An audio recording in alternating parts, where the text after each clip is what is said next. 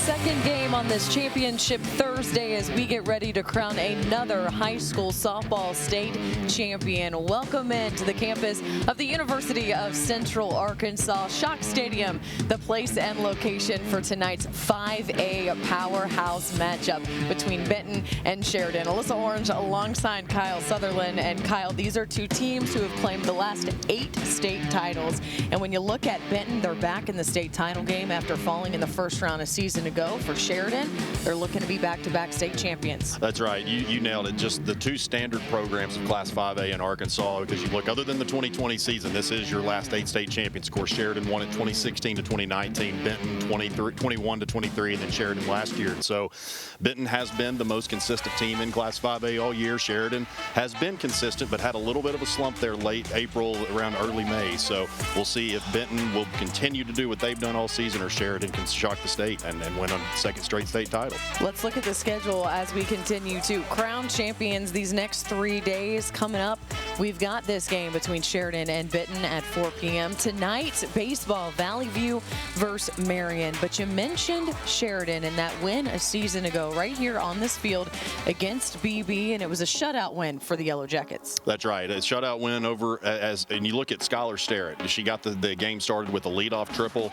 and really that just kind of set the tone. And these bats kept going, and then, of course, Callie Kilburn was able to shut them down, and now they're going to have Chloe Clark that's going to be in the circle that has really kind of become that ace for the Lady Yellow Jackets really since the end of April, early May, and had a great state tournament, really throwing well right now. When you're looking at Benton and what they bring to the table, who are you highlighting in this lineup to pay attention to? I think it all starts with the senior Lydia Beathard's there at the leadoff spot. She's a 4-year starter. She's going to be there at shortstop. She's a Mississippi College signee, and she really has made this team go, just starting off, leading off each game, and really that batting lineup behind her has been exceptional. She's the shortstop for the Panthers. How about the shortstop for the Yellow Jackets? Someone to keep an eye on as well. That's right. Skylar Starrett, really, again, kind of like with Lydia and Benton, it all starts with Skylar at Starrett as that leadoff batter, and then also at the shortstop position going to the University of Arkansas. Of course, her sister Sadie is right behind her in that lineup, and that's another really powerful one that Benton is going to have to deal with Rexy Crane right there in the circle. Well, you see both these teams standing outside their dugouts, getting ready for this one to get going. We're ready for this one to get going, but here's the deal, guys. It's hot right now, but it's overcast, and we've checked the radar, and it looks like there might be some rain coming into the area. We've got our fingers crossed here in the booth to see if we can get a full softball game out with any interruptions. We don't want that from Mother Nature. She's a softball fan too, I heard. So hopefully, fingers crossed, we can get this without some rain, but it's going to be a fun one as we get going here in just a little bit. From Conway, Arkansas, on the other side of the break, it's time for some 5A softball.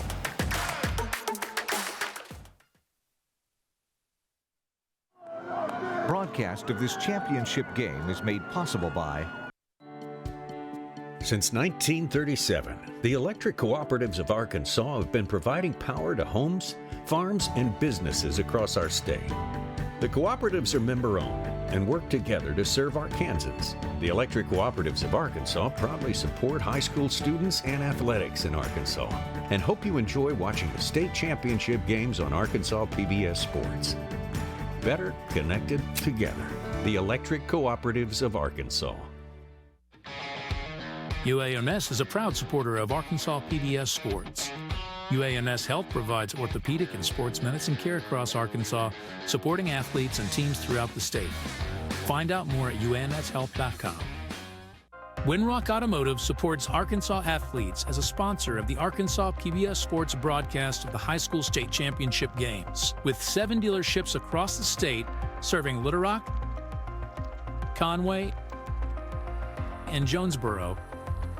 Winrock Automotive is community-focused and provides vehicle sales and service across Arkansas. We're honored to be a part of these unforgettable moments celebrating Arkansas student athletes. Winrock Automotive, connecting communities through service and support.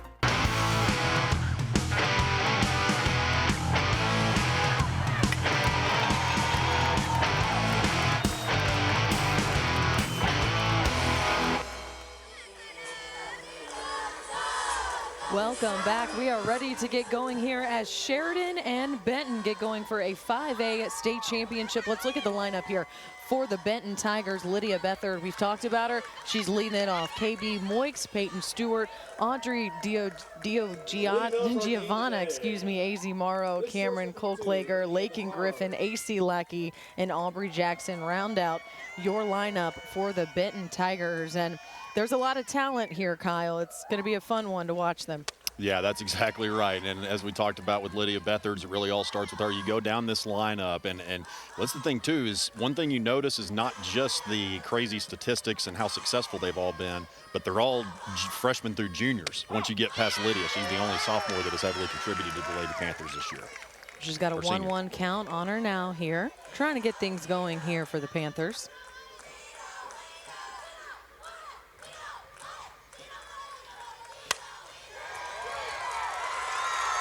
Pops that one out to left for out number one. And oh, I'm sorry, she gets it down. I apologize. And so she's standing on first base. We've now got KB Moix. And when you look at Moix's numbers, they really stand out as some of the best on this team this year. They definitely are, and she's one of the best freshmen in the state. You look across all classifications, just with what she's done, 543, slashing 543, 576, 652, also swiped 10 bags. Behind in the count, 1-0. And the one thing we've seen an increase in over the years, especially with these left-handed batters, Kyle, is that drag bunt, slap bunt to try to just get some momentum. It was in the game a long time ago, but I think you're seeing more skilled players have this approach to kind of help move bases. Yeah, move bases, and there's also, too, you're going to see for both teams that we've got some power slappers. I mean, I think you look at a Skylar Sterrett, she's got 8 home runs, and I believe Sadie might be, I can't remember if she is or not as well, but you look at just basically both of these teams that that's kind of becoming more of a theme as well, as we see a lot of slapping, but there's some that hit home runs too. Well, there's so much I think you can do now with the control. She lays that down to the shortstop, and that ball gets past the first baseman into the dugout, so that is a ground rule double. She'll stop at second, and Bethard will stop at third, and just like that, no outs, and Benton threatening here with runners in scoring position. That's just another way that the Lady Panthers can beat you, as they take advantage of mistakes. You got to play dang near a perfect game to beat them, as they have proven all season. Now here, batting third for the Panthers, Audrey DeGiovanna. Am I saying that correct? DeGiovanna. I apologize for mispronouncing at the top of the broadcast. Getting interest. She's a sophomore and getting some interest from some of the in-state schools. Batting .450 on the year, 28 RBI. Great job in that cleanup spot. Score a run for her team, get the first run aboard here, and we knew this one was going to be exciting. We knew this one was probably going to be a game where runs were going to be a premium, offense was going to be a premium, and right off the bat, you could tell Benton wasn't holding anything back. Just going to attack as much as they can to try to get some runs early, and that's a swing and a miss, a pass ball, and there it is, your run right there to give Benton a 1-0 lead. There's two mistakes in the field right there that Benton has taken advantage of, and then it gets them their first run of the game, and Lydia Bethard's. And not too shocking that she does lead the team in runs scored, because being the leadoff batter, but that's her 58th of the year. And plays like that just as good as a base hit, because now you've got KB Moix right there on third base. And just a quick little group there in the circle to tell everyone, relax, it's early, it's just the top of the first. The Panthers still looking for their first out, though. Popped this one deep into center, off the wall. That's going to score another run, and she comes sliding into second base. And right now, Benton having no problems on the offensive side of the ball here against Chloe Clark in the circle for Benton. And just like that, it's a 2-0 ball game. Still no outs, Kyle. Yeah, and Benton, obviously both of these teams are used to being here with Sheridan winning a state championship on this field last year, Benton the year before, but that's one thing you got to question really in the first inning, especially how are the nerves going to be, and Benton just another game right now for them.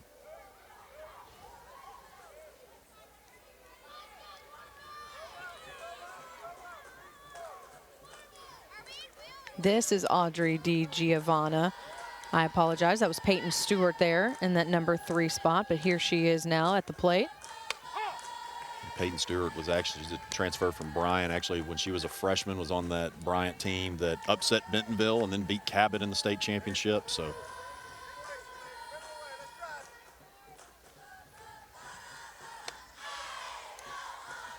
Staying off a little bit of that change up there, a little high.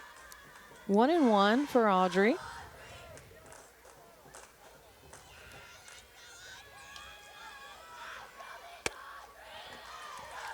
Two and one, and we mentioned Chloe Clark in the circle for Sheridan. This is where you just got to rely on your pitches, rely on your skill set. Try to get an out here, some ground balls, easy plays for your defense, and there's out number 1. But that's still going to push Peyton over to third base. Yeah, this Chloe, she'll work. She works about high 50s, low 60. Curveball, changeup. Here's a look at what's around Chloe. Mason Wilson, Skylar Starrett, Cooper Terry, Maddie Ballantyne, Jade Nashcraft, Sadie Starrett there in center field, and Emma Harrell in left field. That is the crew around her. She's got Marley Lancaster. That is the battery today for Sheridan, and Lancaster and Clark.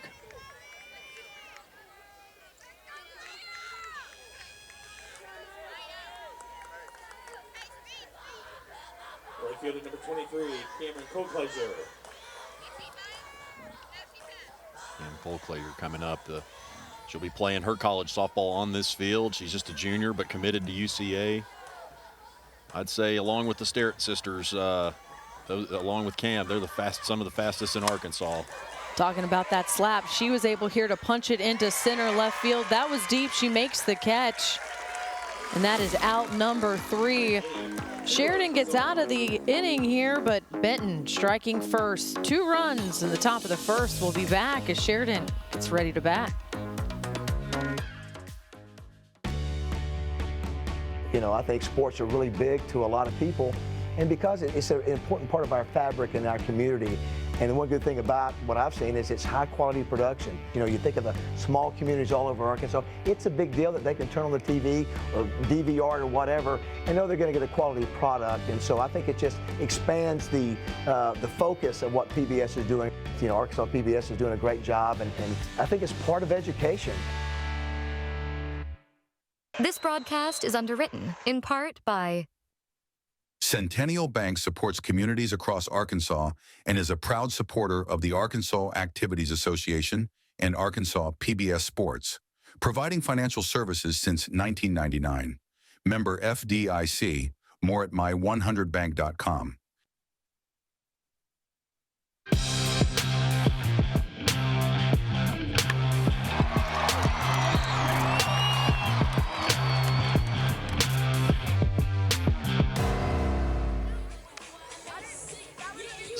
Sheridan now looking to see what they can do offensively here in the bottom of the first. Here's a look at your Winrock Automotive batting order for the Yellow Jackets. Skylar Starrett, Sadie Starrett following her sister, Mason Wilson, Marley Lancaster, Jade Nashcraft, Chloe Clark, Cooper Terry, Avery Reed, and Emma Harrell. That is your lineup for the Yellow Jackets. In the circle for the Benton Panthers is Rexy Crane, Kyle. Yeah, great pitcher that's really made a lot of strides from her freshman to sophomore year. She was primarily a curveball pitcher last year, but has really began to work on her drop. She'll work about 61, 62 on that, and also throw a changeup in.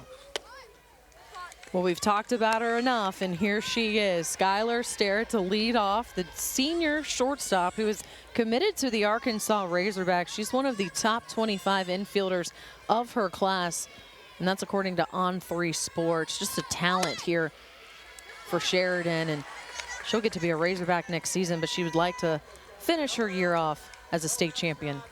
Get another ring, and as I mentioned at the opening, I mean, she really set the tone with that, led off the game with that triple. You know, a triple for her is maybe a double for most people, and she rounded those bases, and that really just got them going. So let's see if she can do that for them again. I love that you mentioned her speed. By the way, state championships she's won in the 60-meter, 100-meter, and 200-meter. So I think what we're trying to say is she's fast. Yes, very fast. I think that was maybe that drop ball right there that we saw from Rexy. That's, again, kind of the main one that she is starting to use this year. Made some adjustments from mostly a curveball as a freshman. The note said she also won titles in the long and the high jump in 5A. So a well-rounded athlete, Courtney Deifel's going to get on the hill to add to her freshman class a season ago. But again, here in the state championship game, got a 2-2 count in the bottom of the first. And that is a fair ball off the third baseman's foot. That is going to be, Looks like she just kept I her on believe first. that's going to be a hit there for Skylar. Regardless, she's standing on first. They were debating on sending her to second. You wouldn't debate that with just anybody, but when you got she kind of turned and looked there. Yeah, when you've got the wheels, decided she not does. to. But I actually asked her. I talked to her right when she had committed to Arkansas, and I asked her. I said, you know, you're going to get there right around the time that Reagan Johnson will be leaving, and I could see her as a center fielder if she's not in short. Has Coach Deifel talked to you about that? And she said that she's kind of keeping her options open, possibly playing infield or outfield. Well, that's good to know. They are going to have some holes there as she then steals second base safely, and good attempt there by Peyton Stewart behind the plate to try to gun her down, but that's not an easy task to do.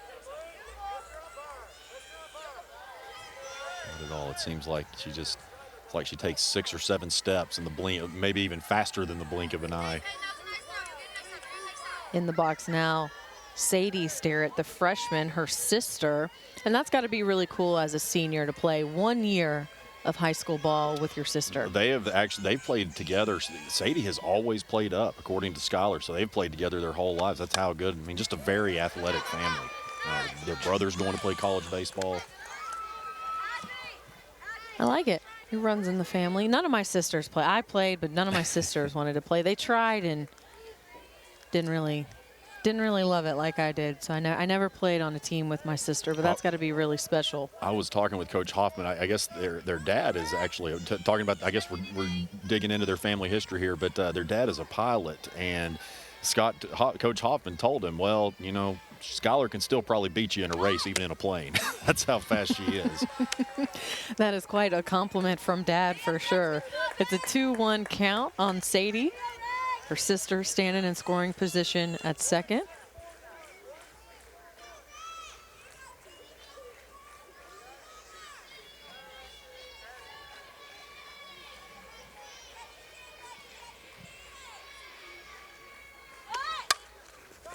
Sadie getting that bunt down well there. Third baseman, and I love the base running here. Very aware of kind of what's going on the field. I love the aggressive nature of that.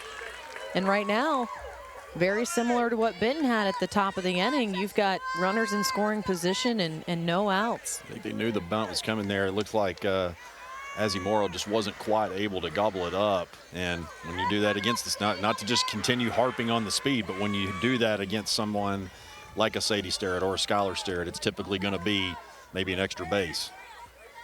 Well, we talked about this with Benton, just loving, again, coming out here, attacking right off the bat, trying to be as aggressive as you can offensively, and Sheridan having no problem answering now as Mason Wilson steps into the batter's box.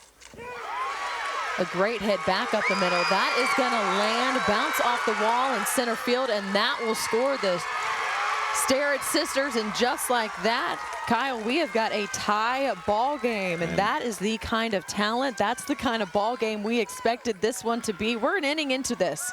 Yeah, you said it. I mean, these are the two teams. I mean, you look back, really, especially over the past decade in particular, just all the success, all the championships that these teams have had. So it's not shocking that we're pretty much at a 0-0 ball game again, tied up. And a great hit. You know, Mason Wilson, she's going to Mississippi College as well. She's a commit, and she's got a big bat that Coach Hoffman has talked about since her freshman year.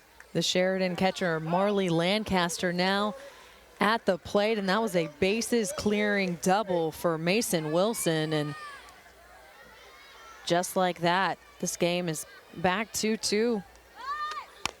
Squares around to bunt. That one goes foul for the first strike.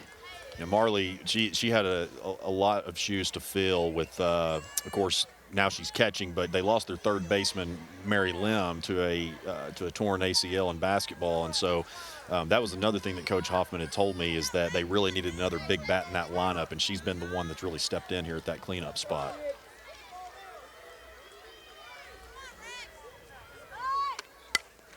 Lays down the bunt cleanly, well done.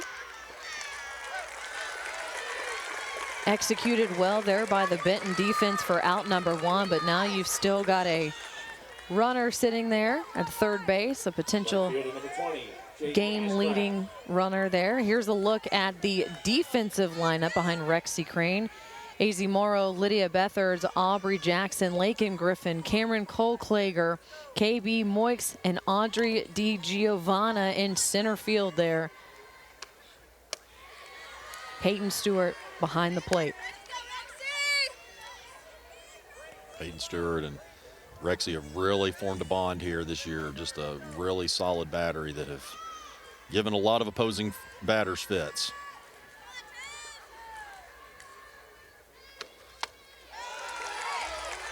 Swing and a miss for strike number 1 there.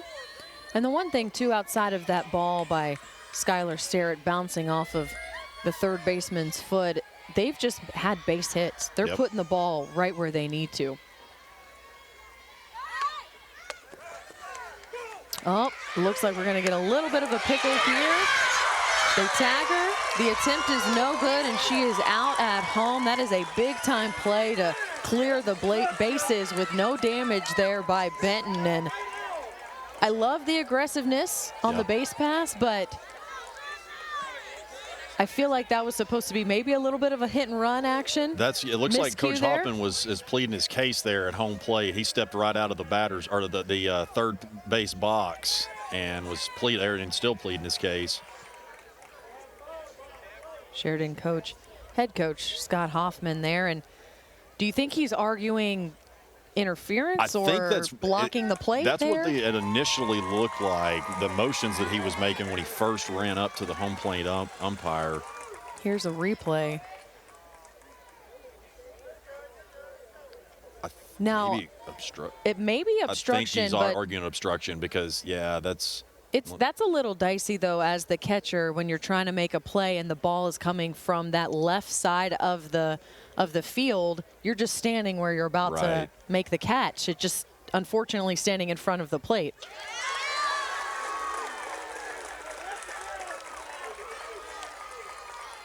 They get together and talk about it and still say it was a clean play. So here we are now.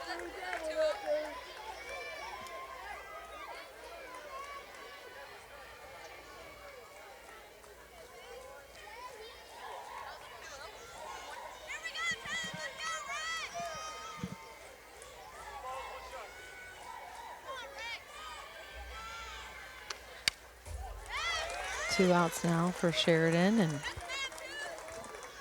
this is Jade Nashcraft at the plate, their senior center fielder. She had a really big postseason last year, and I know that's one thing that they were really wanting to see a little bit more of that in this game.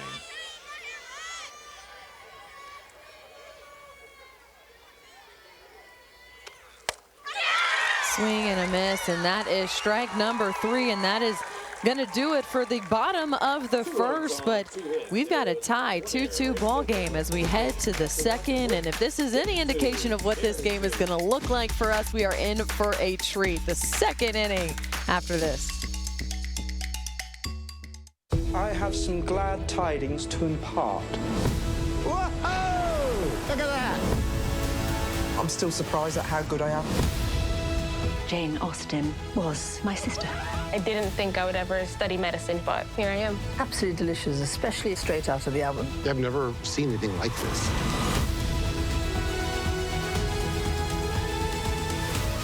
I think we have sufficient cause for celebration. This broadcast is underwritten, in part by...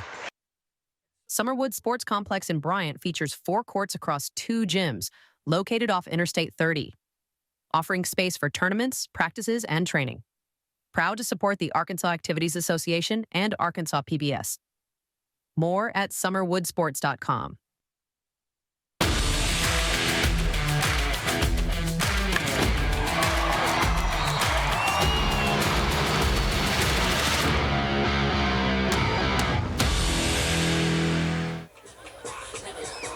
Support for the Arkansas PBS Sports comes from Wendy's. The seasonal menu includes options like the mushroom bacon cheeseburger, available at many locations. And so get yourself some Wendy's. I was talking about this earlier. Kyle, I love Wendy's. I do too. I'm a big fan, especially the French fries. If they're hot and salted, whew, hard to beat. Yep, that and the of course the Frosty. You gotta have the Frosty and the hot fries. Baconator. I think I heard Wes say he's a Baconator guy when I was watching y'all in the 1A game, and I don't know, I like them all. I like the mushroom burger too. Here we are now in the top of the second.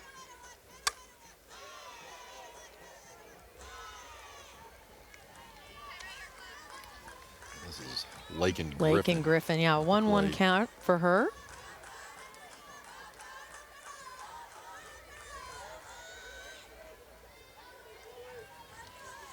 Seven-hole hit. I mean, you look at even the bottom of their lineup, everybody's hitting over 350. I mean, it's just a loaded 1 through 9. Yeah, very, very impressive stats. Just 365 is what Lakin is batting right now, and tries to push that one through.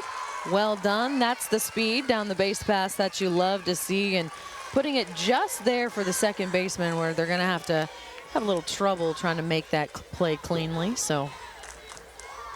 And now you've got the 8-hole hitter, AC Lackey, the designated player, and I mean they're just getting her bat in the lineup because she's one of the better hitters in the 8-hole. There's Benton Panthers head coach Heidi Cox, and for them, you know, bouncing back after what happened in 2024. And they've gone through a lot to be able to kind of see. But they had won 3 straight up until that early exit a season ago. And that was a big thing. I think Alyssa was – they had – you lose Alyssa Houston, and especially that 2022 class. Like Alyssa was 2023, of course, but they had a lot – this was a team that went undefeated in 2021 and 22. That just doesn't happen in this game. Very, very, very, like, just extremely rare.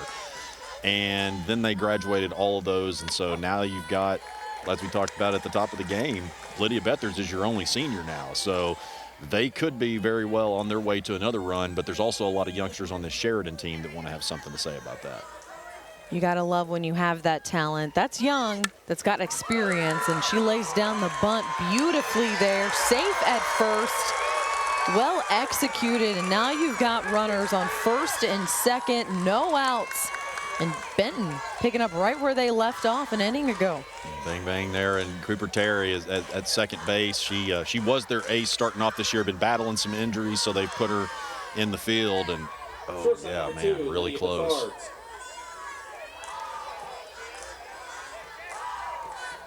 Ooh, I'll tell you, that was really close. Little bang, bang there? Yeah, like that's... Okay. All right, Kyle, you said it, not me. I'll go back and watch the replay, close, though. We play on.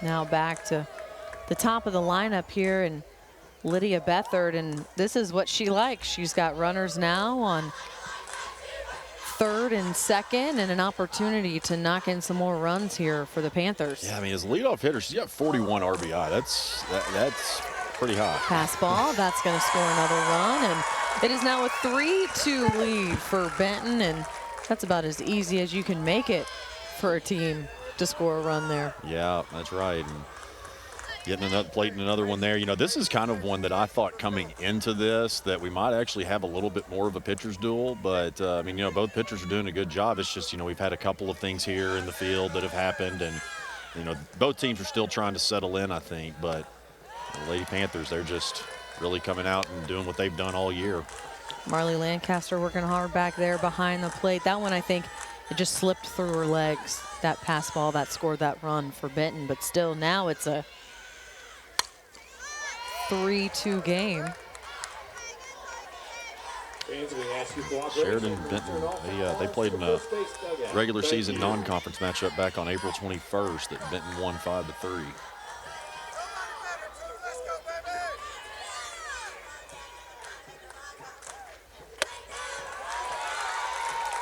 Beathard draws the walk, so she makes her way down to the first base side. And once again, Benton now with runners at third and first. What do you think the probability here that Beathard's going to try to steal? It wouldn't shock me because she leads the team with 15 stolen bags on the year. So, you know, put 2 runners in scoring position. KB Moix here is trying to get some more runs for her team. Tries to lay down the drag bunt there to no avail, so she'll come back, try it again. KB's got 51 hits on the year. She's just had an incredible freshman season.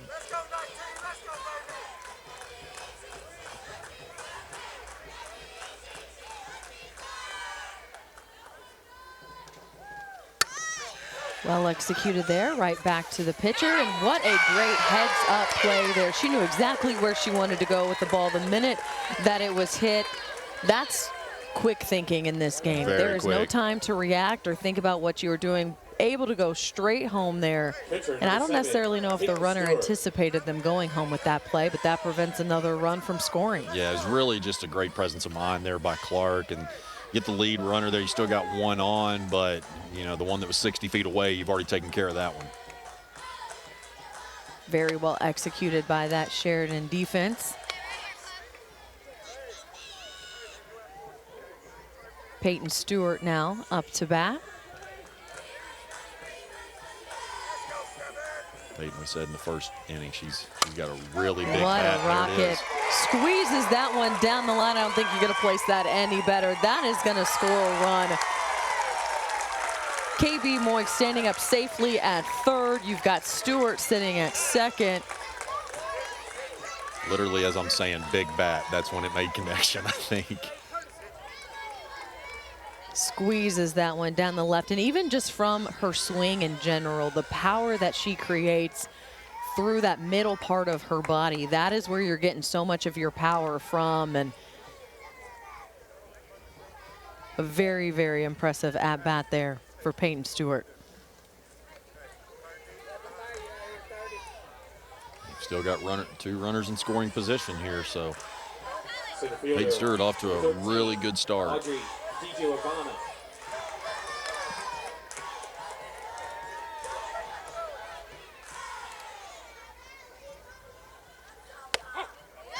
This is Audrey DeGiovanna at the plate now. Grounded out in her first at-bat today.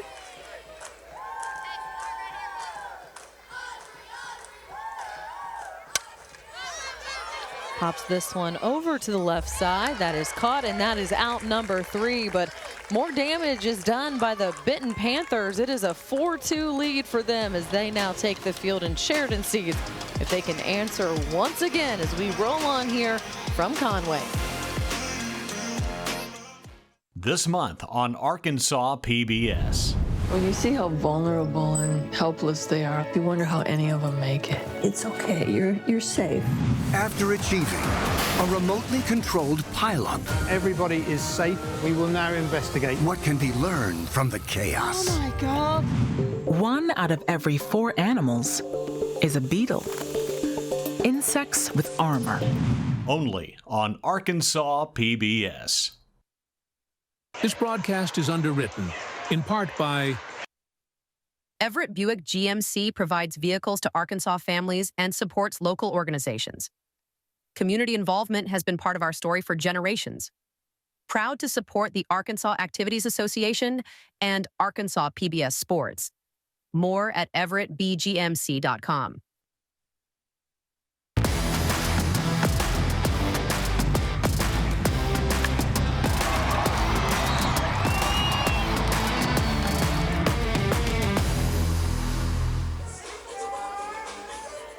UAMS Health, Orthopedics, and Sports Medicine supports athletic programs and events across Arkansas. Clinics are located throughout the central and northwest Arkansas regions. Learn more at uamshealth.com. Welcome back. Good to be with you from Central Arkansas as we get going here in the bottom of the second, between Sheridan and Benton. Benton just put up 2 runs in the top of the inning. Sheridan now trying to answer like they did in the bottom of the first, Kyle. That's right, and we start off the bottom of the second with pitcher versus pitcher. Chloe Clark in the box against Rexy Crane. Good hit there by Chloe. That one looks like it's going to drop down, and it does. Bounces off the wall, and she stretches it for 2. No problem for her, and just like that, picking up where her teammates left off at the bottom of the first, and she is standing on second base in scoring position with Cooper Terry coming to the plate. You said it, Alyssa. I mean, just response that you got to really credit. I know that they still have some work to do as far as putting runs on the board, but that's these Lady Jackets. They're coming out and they're trying to punch right back, just like they did in the bottom of the first. Well, you have to in this game if you're going to keep up. That's right. If you're going to compete for a title, you got to make sure that you're going blow to blow with the other team. It's not a boxing match, but it kind of feels like one.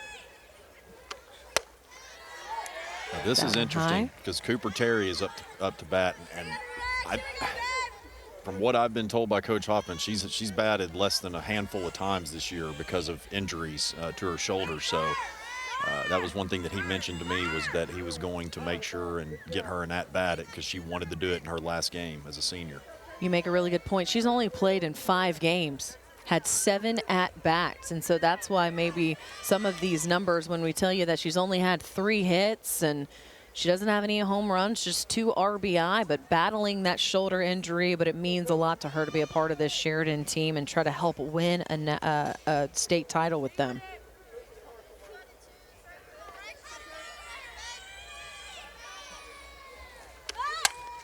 Lays down the bunt, well executed.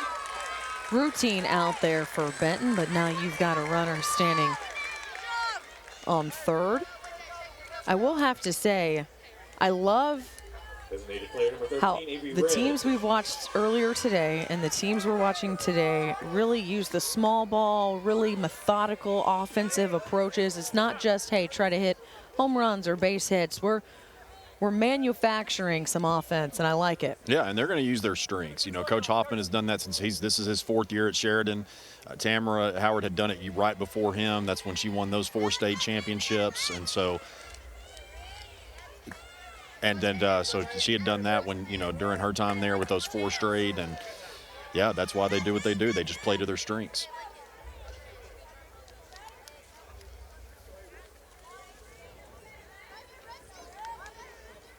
This is Avery Reed here, designated player for the Yellow Jackets. Right back up the middle, easy catch there, safe. Sometimes those plays are so tough, and that's just a reflex reaction play, to be honest with you, right back to the pitcher. That's why sometimes you just catch it before you even realize you catched it. So you don't even know what's happening. You just stick it up, trying self-defense basically, and that was perfectly executed there. Sheridan lucky not to get picked off there at third. Emma Harrell, the left fielder for the Yellow Jackets, now going to round up the lineup before we get back to the top. And as we mentioned, a runner on third base here for the Yellow Jackets, trying to see if they can cut into this Benton lead. She's another one of those power slappers that she's been anywhere from the 5, kind of bounced around from about the middle of the lineup to the back half, and they describe her as a table setter, just a sophomore, and she can bunt, and when she gets in front of Skylar Sterrett, a lot of good things can happen. Lays off of that one for ball number 1. You know, the 9-hole has a reputation from some as being the worst hitter on the team, whereas a lot of coaches. Watch out now. Well, I a know lot what of you're going. a lot I of know coaches. where you're going. They look at it as being another leadoff. Yeah. And that's kind of the way that they've described her. That is another strikeout there as we end the second inning. Right now, Benton with a 4-2 lead over Sheridan. We'll be back. The top of the third here. This month in Passport on the PBS app. Austin City Limits celebrates 50 years. Funk is something that takes you over. A history that goes back to the spiritual. Liza Minnelli. Being born into Hollywood royalty, Judy Garland and Vincent Minnelli, doesn't make you a superstar. These and other shows from Arkansas PBS are available with Passport on the PBS app. This broadcast is underwritten, in part by... For over 70 years, Farm Bureau Insurance has offered coverage for automobiles, homes, farms, and lives across Arkansas. Proud to support the Arkansas Activities Association. More at afbic.com.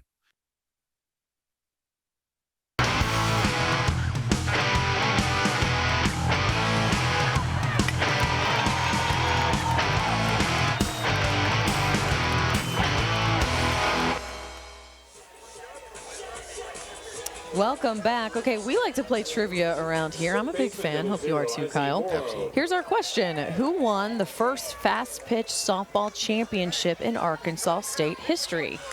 Don't give the answer away if you know. We're going to let to see if our audience knows it too. So see if you know. We're going to give you the answer here in just a little bit. I have it on a spreadsheet that I'm not going to look at. I think I know the answer, but I'll keep it to myself for the audience. They appreciate that. Thank you. Yeah, I want to make sure and make it fun for everybody. Won't give away any hints, we promise. Here we are in the top of the third. It's been an exciting one so far here in Conway.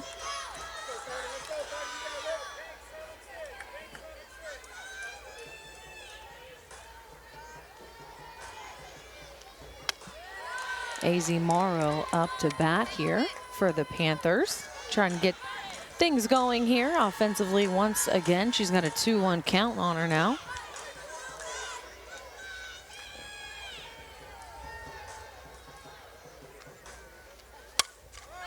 Pops this one up. Routine catch there for the second baseman for out number one. Here in the third, Cameron Kohlklager coming up now for the Panthers.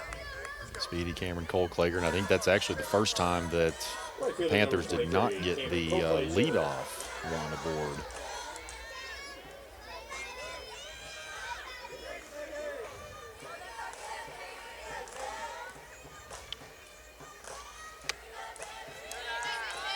You talked about Cameron Kohlklager here earlier in the game and just how dynamic of a slap hitter she is as she uses her speed. She'll be playing on this field as a college player down the road at UCA.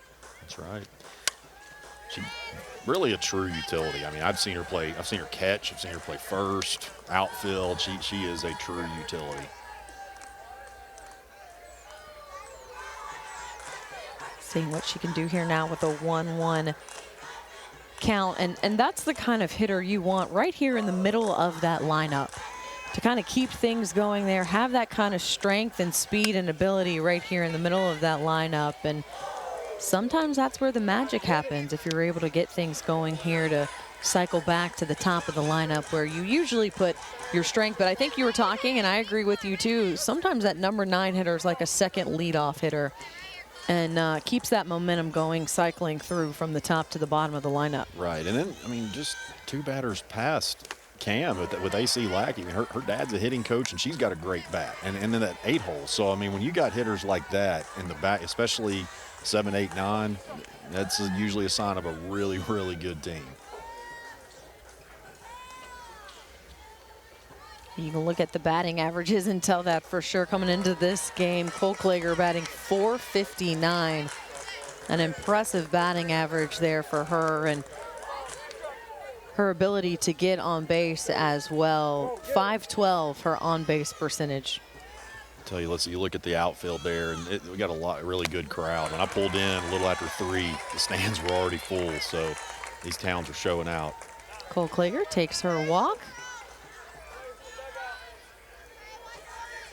Fans knew what they were getting into today, Kyle. They knew they were going to be in for a showdown, and it's been that pretty much so far here in this game between these two powerhouses, trying to find that next state title. Someone will get it by the end of the night, and hey, if I didn't have anything to do on a Thursday night, and even if I didn't have an affiliation for one of these teams, I'd come out and watch some good softball. Yeah, this is one of the best. You look at this one, and then Harbor and Bentonville, that's going to be a rematch of conference foes. I mean, there's a lot of heavy hit. I mean, this game just continues to grow every single year.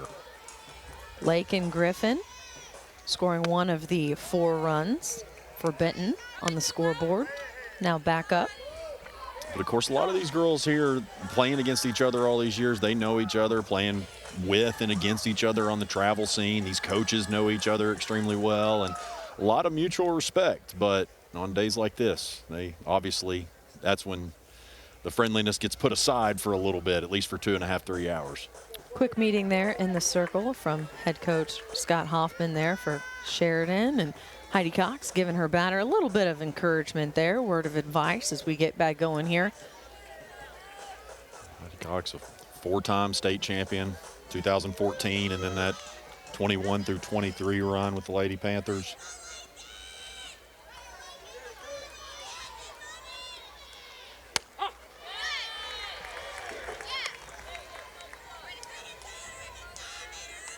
It's another strike on Lakin. Her first strike, 2-1 the count here. Oh, swinging at that low drop ball. That one she kind of didn't like, but sometimes it's hard to hold back when it looks good out of the hand and then all of a sudden it just drops right before it gets really to you. Tricky. It is hard to hit. Stayed off of that one. Felt a little bit better about that one. As you see in the background, Cameron Cole Klager making her way to second base, picking that up.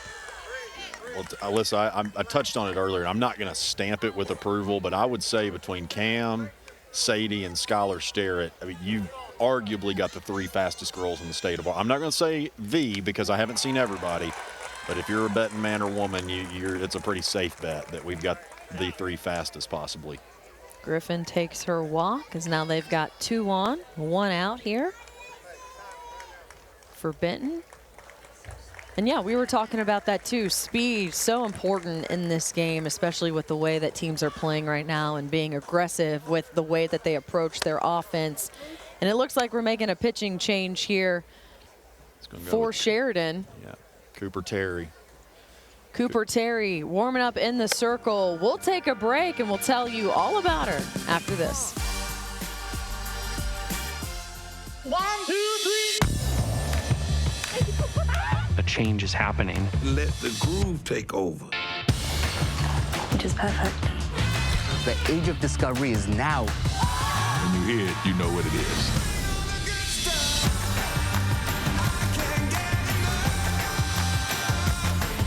I am quite overwhelmed. It's a joy to be in this world.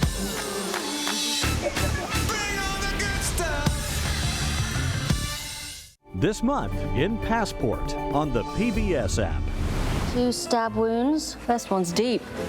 Most likely the fatal blow. We're assuming that whoever killed Glover raised the platform. So who in Brokenwood had a motive for murder? Nearly everyone. I'm a woman alone, newly arrived in a dangerous town. These and other shows from Arkansas PBS are available with Passport on the PBS app.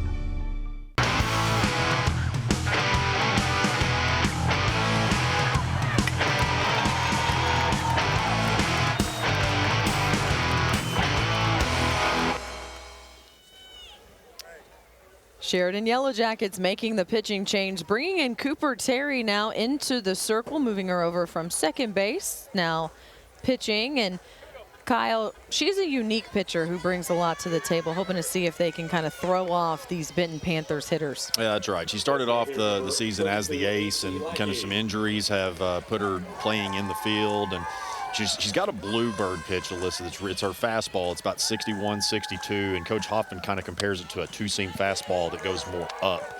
And also got a screwball that's around the low 60s as well that she'll use on lefties typically. All right, well, very early move. Not necessarily sure he wanted to make that move so early, but he does here. Coach Hoffman bringing her into the circle to face AC Lackey, her first batter, and that is ball 2 for Lackey. Yeah, Cooper, she's definitely, she's been through it with the injuries, but stuck with it, loves this game. Just a real tough kid and playing her last softball game of her career, trying to get one more state championship. Well, injuries has really been a story for Sheridan this entire season. They have. Yes, I'm sure you've talked to Coach, but she said 6 seniors have had major illnesses or injuries, torn ACLs, lupus, a broken jaw, wrist and shoulder surgeries, juvenile arthritis. It's almost like if it could have happened, it did happen for this Sheridan team, and they've had to battle through it. Well, and Chloe Clark that started off pitching, they weren't sure that she was going to be able to. She had a surgery, and they weren't sure that she was going to play, let alone pitch. So they've really had to fight a lot, but they haven't lost trust in each other, and they certainly haven't lost fight.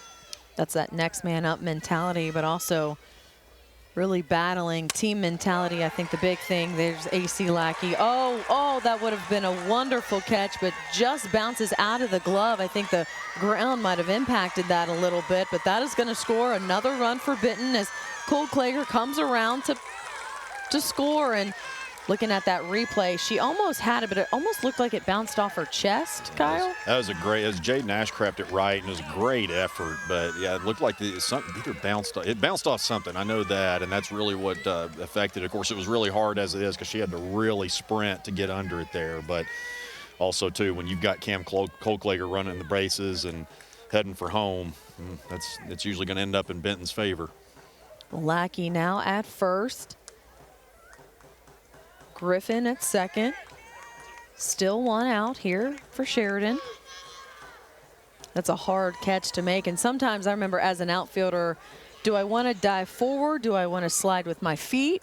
Exactly how do I want to approach this ball? And sometimes when you're in the middle of it, you don't really have much time to think. And those are hard plays to make, especially when your momentum is going forward like that, which direction you want to take it. And the big thing is she stopped that ball in front of her. It could have been worse. If that ball would have gotten past her, Kyle, I think you might have had another run score, or at least, Lackey standing on second base. Yeah, that's right. And they're already they kind of need to regroup, and Coach Hoffman is in the circle, and he's a very passionate guy, and he's telling his kids, look, we've got to make sure, and we got to dig deep and respond like they did in that second inning.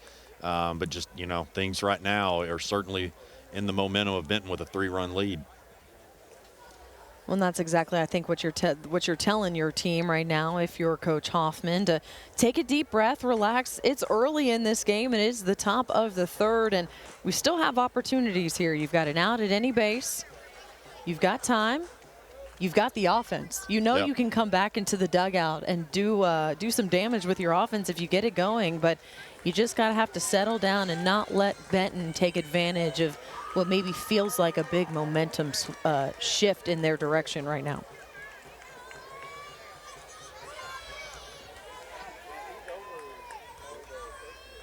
See if that talk calmed down his defense.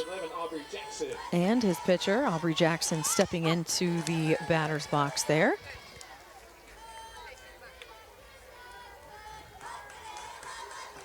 Aubrey Jackson, just a sophomore. Again, you look past Beathard's at the leadoff spot. You got freshman, junior, sophomore, junior, sophomore, junior, sophomore. It's a bright future. Yeah, very bright.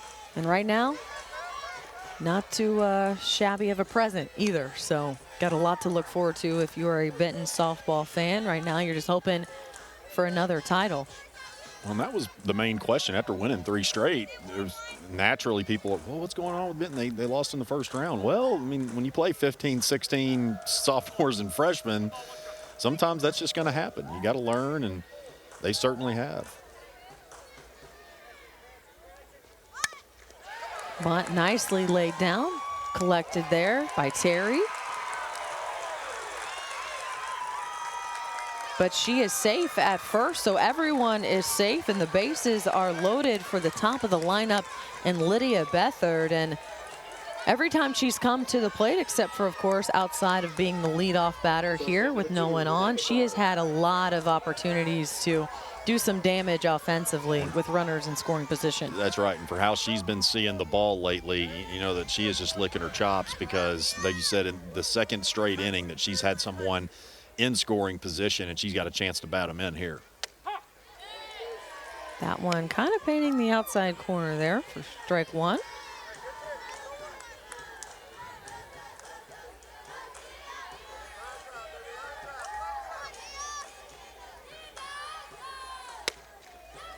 You can tell now the way that they're setting up behind the plate. They're trying to see if she'll get her to chase that outside strike. Set her up nicely with that first strike on that outside corner. See if she chased this second one. That's good discipline there by Lydia not to for ball one. Then ball two. I think Lydia's a little more disciplined than that. Yeah. Just go chasing pitches. Yeah, one way high and outside like that one.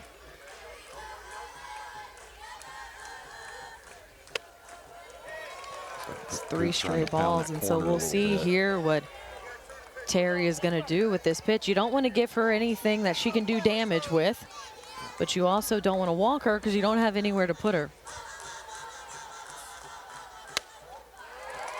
They don't have a choice. They walk Terry. That is going to bring in Griffin, and that is another run for Benton. They're 6 today as we've still got bases loaded, 1 out. And KB Moix now to the plate. She has reached base at every at-bat, and she's feeling pretty good in the box right now. Ball one. Batters left fielder number 19, KB Moix. The top of the lineup between Bethards, Moix, and Stewart. That's 4 hits right there with Stewart having 2.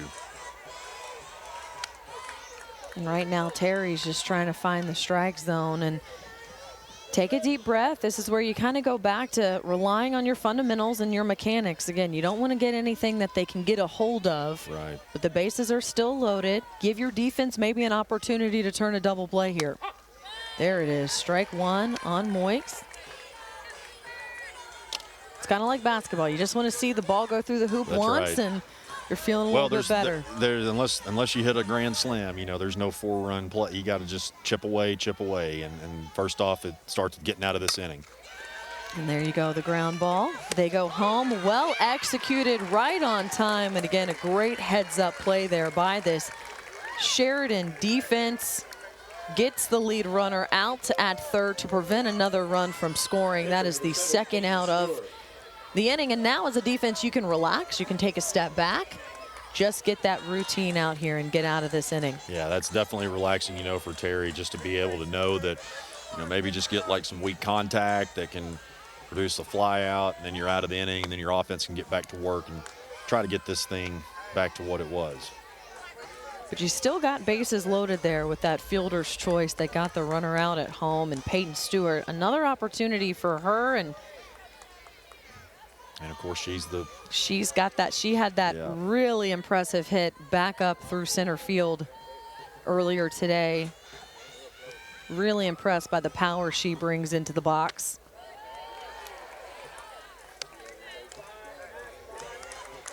She's got 2 balls on her early.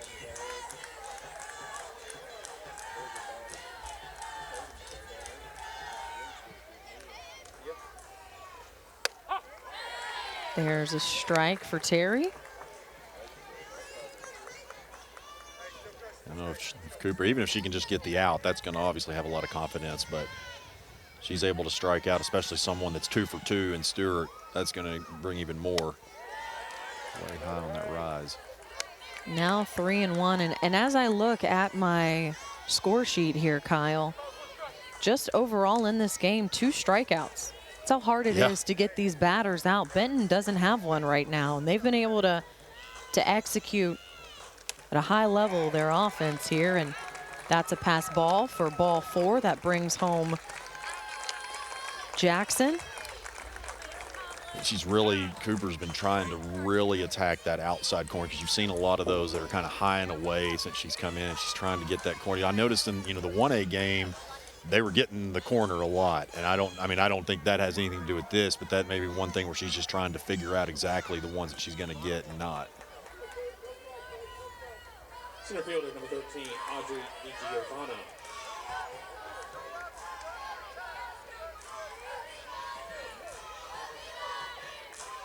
Audrey DiGiovanna here, up to bat.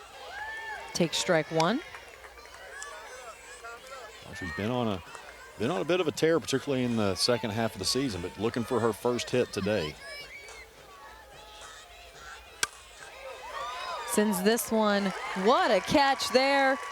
Well done there by Skylar Sterrett, because of course she did. That shortstop coming up clutch there, saves a base hit and some more runs, but Sheridan's offense got some work to do as Benton continues to extend their lead in the third. We head to the bottom of the inning after this. This month on Arkansas PBS. When three actors vie for a role, The next Agent Jonas Best. one of them dies. This was cold-blooded murder. Ah, the peaceful villages of midsummer, host to lovely parties, friendly neighbors, and She's been murdered. Arnie Langston is your ex-husband? Yes. I'm afraid he's been found dead at the rugby grounds. Only on Arkansas PBS. Since 1937, the electric cooperatives of Arkansas have been providing power to homes, farms, and businesses across our state. The cooperatives are member-owned and work together to serve Arkansans. The electric cooperatives of Arkansas proudly support high school students and athletics in Arkansas, and hope you enjoy watching the state championship games on Arkansas PBS Sports. Better connected together. The electric cooperatives of Arkansas.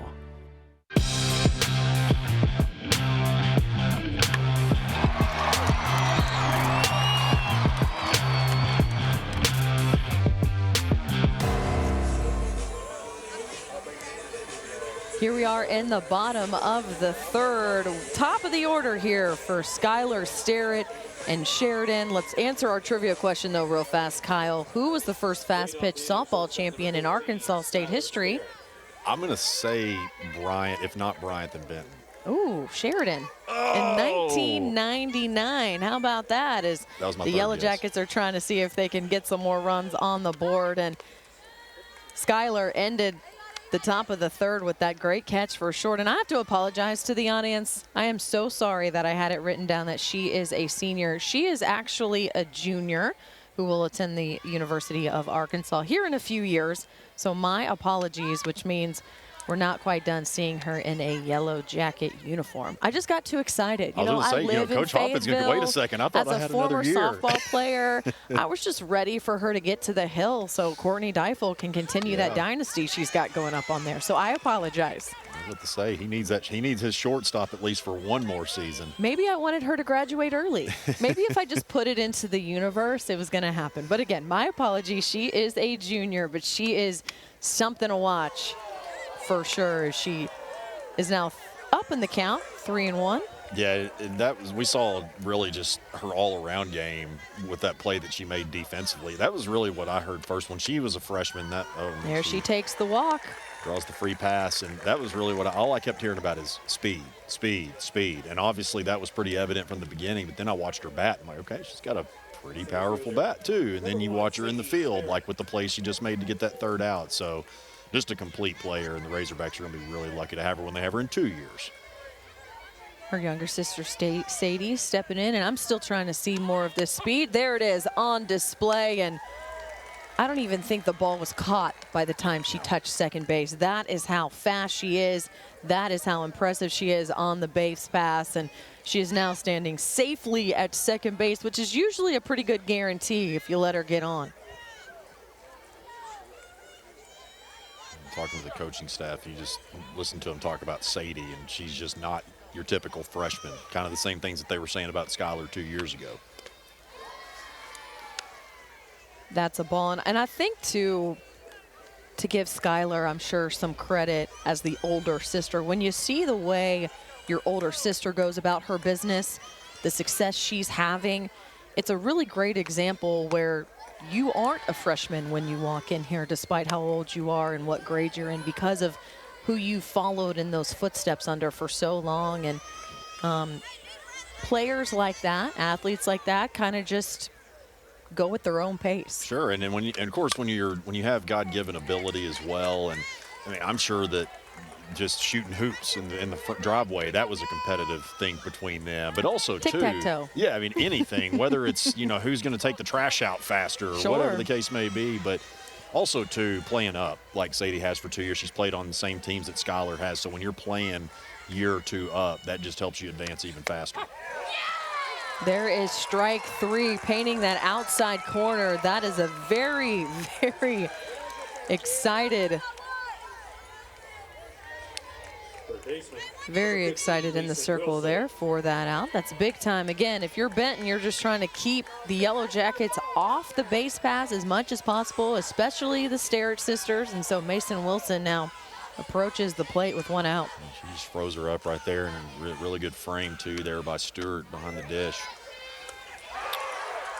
And ooh, that one was close. That one was a little closer than I thought. Is that a replay we could look at? Because I want to see exactly where she was. Yeah, she's safe. Really heads up slide there by Skylar to slide in the back of the base instead of coming straight at it. And that's just another thing right there, just knowing what to do as a base runner. Just another implement of her game. That's right, making that third baseman, AZ Morrow, have to reach around and behind her body to make that tag, as opposed to in front or right where that ball was thrown. And she's doing everything she can to try to help get some offense and some runs here for the Yellow Jackets.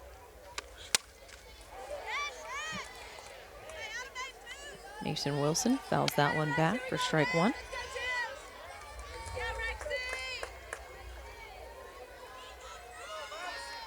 You were talking about the only, I think, 2 strikeouts in the top half of this inning, and that's kind of with both Clark and Rexy, they're not necessarily going to be those type of pitchers. That one was a really good pitch. Yeah, I think they wanted that one. That one looked pretty. I don't know. I think she's telling herself that she's too. Well, at least she knows where to go now, at least not necessarily in that spot. But, Rexy, she's not necessarily going to be one of those that's going to get 14, 15 strike. I'm not saying she can't. This one popped up. Left field. Skylar tagging up here. The throw not in time, though close, but hard to throw out Skylar Sterrett, as we have noticed. And that is the 3rd run of the night for the Yellow Jackets as they try to continue to chip into this Benton lead. But you're right, with Lexi Crane, what we've seen so far is a lot of consistency. She's got 3 strikeouts on the day right now, but she's making hitters battle. Yeah, that's it. She makes them battle and gets a lot of weak contact, and that's some of the conversations that I've had. Is you look at a lot of, there's a lot of pitchers around the state that they tend to get, 12 to 15 a game, just kind of dominate there, but she dominates in her own other ways, getting a lot of weak contact, and of course having a great defense behind her. Marley Lancaster there, able to run out that for a single. It brings up Jay Nashcraft here. Once again, that speed on the base pass. That's what you're looking for on both of these teams, have that kind of speed throughout the lineup.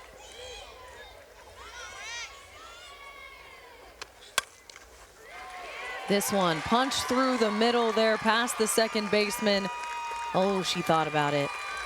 She thought about rounding that second base and going to third, but she stays still, and so now runners on first and second for the Yellow Jackets. Think about how this inning started, right there at the top of the batting order, and the Sterrett sisters really got it going. Mason Wilson on the sacrifice fly, scored Skylar Sterrett, and now Marley Lancaster's on first. Chloe Clark here with 2 outs, trying to help this team rally at a few more runs by the time this inning is over. And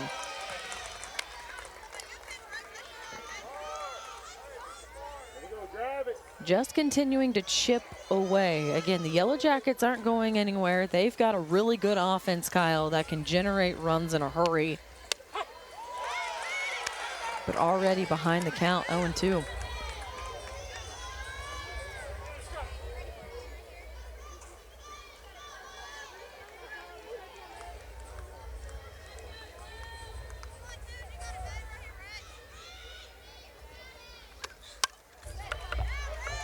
Upstairs with that one. Yeah, fouls that one off. But I was talking about this in the first game where I felt like the strike zone was a little bit wider than maybe some of the batters were used to. In these instances, it's close enough to just foul it off. If you don't like it, just foul it off. Try to find one you like. That one on the outside for a ball. Yeah, that was one of the first things that I think I noticed too, and you and Wes, of course, had pointed out in the first game, but you got to, of course, give them credit for the consistency. They were consistent. Pops this one up as well. Over the fence, uncatchable, so she stays alive there. Please return all foul balls to the first base dugout. Thank you. Those poor kids, they want to keep it. Yeah, but they're not going to let them. Most of the time, if you take a foul ball back, you get a lollipop. I don't know if you could take a foul ball from that sweet little girl. She's so cute. Look at her. Well, I don't know. She's She like, might trade it for a second. lollipop or a snow cone. Hold on, sir. I want that ball back. Oh, look. Oh, poor thing. I'd give it to her. She's got that cute little bow. You can't have kids getting fussy over there. No. Yeah, but if you give one. Yeah, Look, her friend is over there pulling her away. She's like, no, wait a second. I think that's mine. She's determined. Look, her little friend's going to say, no, no, come on. No, look. She's like, look, can I have it? I don't blame you, girl. Keep convincing. Maybe we'll see if they'll give it to her. My 3-year-old pops this one up. No problem there in right field. That's going to end the inning, but the Yellow Jackets add one more to the board. It is 7-3 here. We've played 3, and we're back for more after this. In the inning, here was 1 run on 2 hits, no errors. This month in Passport on the PBS app. Some are born to adventure, and others are much older. These are difficult times, Captain. What may come between us? Nothing in my life has meaning without you. You said that the house held secrets. Have you discovered any dreadful revelations yet?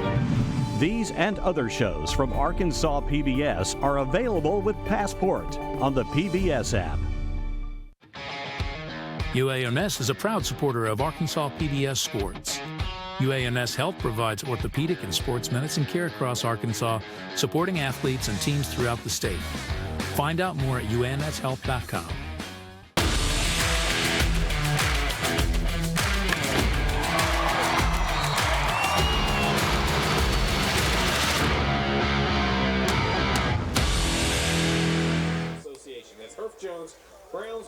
Welcome back to Shock Stadium here on the campus of the University of Central Arkansas. It is a 7-3 lead right now for Benton, and this is our Arkansas PBS Student All-Star, Kyle. Arkansas PBS Student All-Star is Greene County Tech senior first baseman Marley Spear. Got a 4.2 GPA, plans to attend the University of Arkansas to major in biology. The Arkansas PBS Student All-Star for 5A. Congratulations to Marley, and again, it is a 7-3 ball game here between Benton and Sheridan. The Panthers are on top, looking to add some more here in the top of the 4th, and it was a really productive lineup. We almost went all the way through last inning in the 3rd. Going to see if they can try to do it again, but we were talking during the break. You mentioned 13 hits between these two teams, and we're just now starting the 4th. That's right. Benton's got 8, then Sheridan 5. It's not incredibly shocking just watching how these innings have turned out. But then when that box score popped up, I'm like, oh man, we're already that through 3 innings. But then again, when these two teams play each other, you just never know. AZ Morrow here at bat. Last time up, popped up to second base.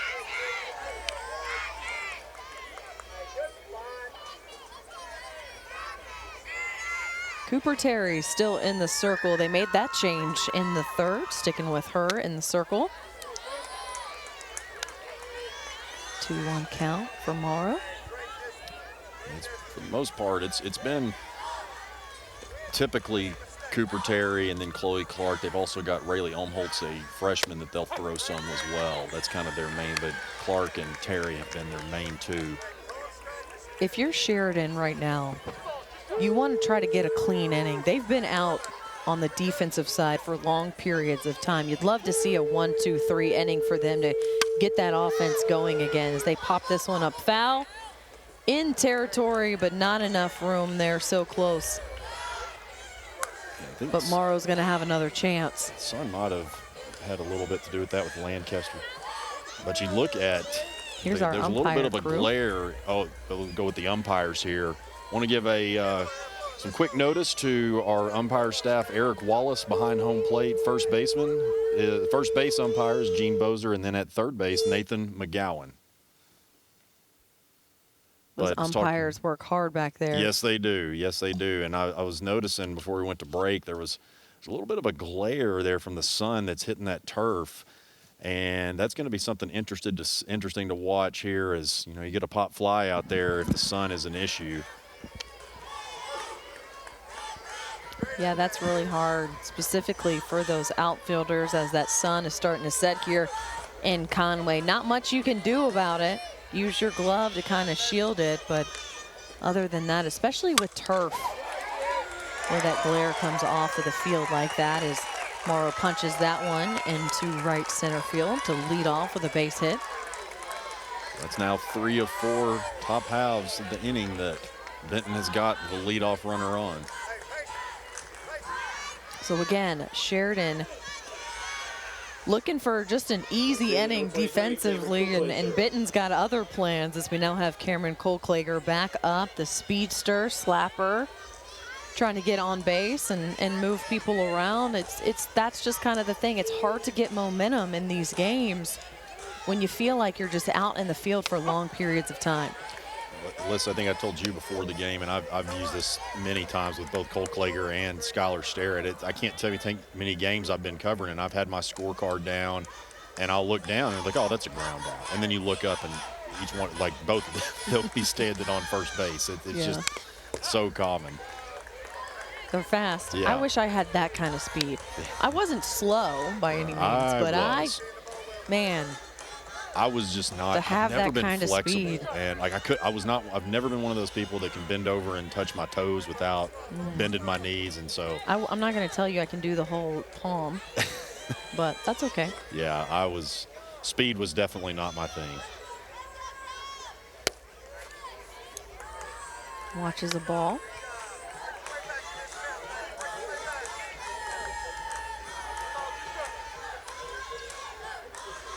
And you can tell that sun's starting to set, and not the best angle for the defense.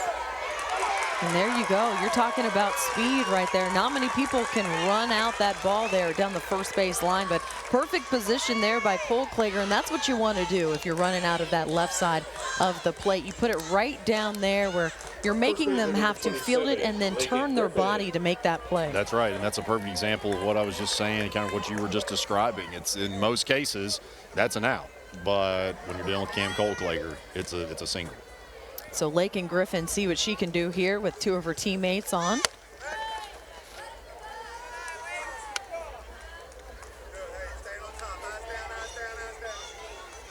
Tried to bunt. Did she pull that back or did she go? I thought she attempted it. I'm going to see. I didn't see it.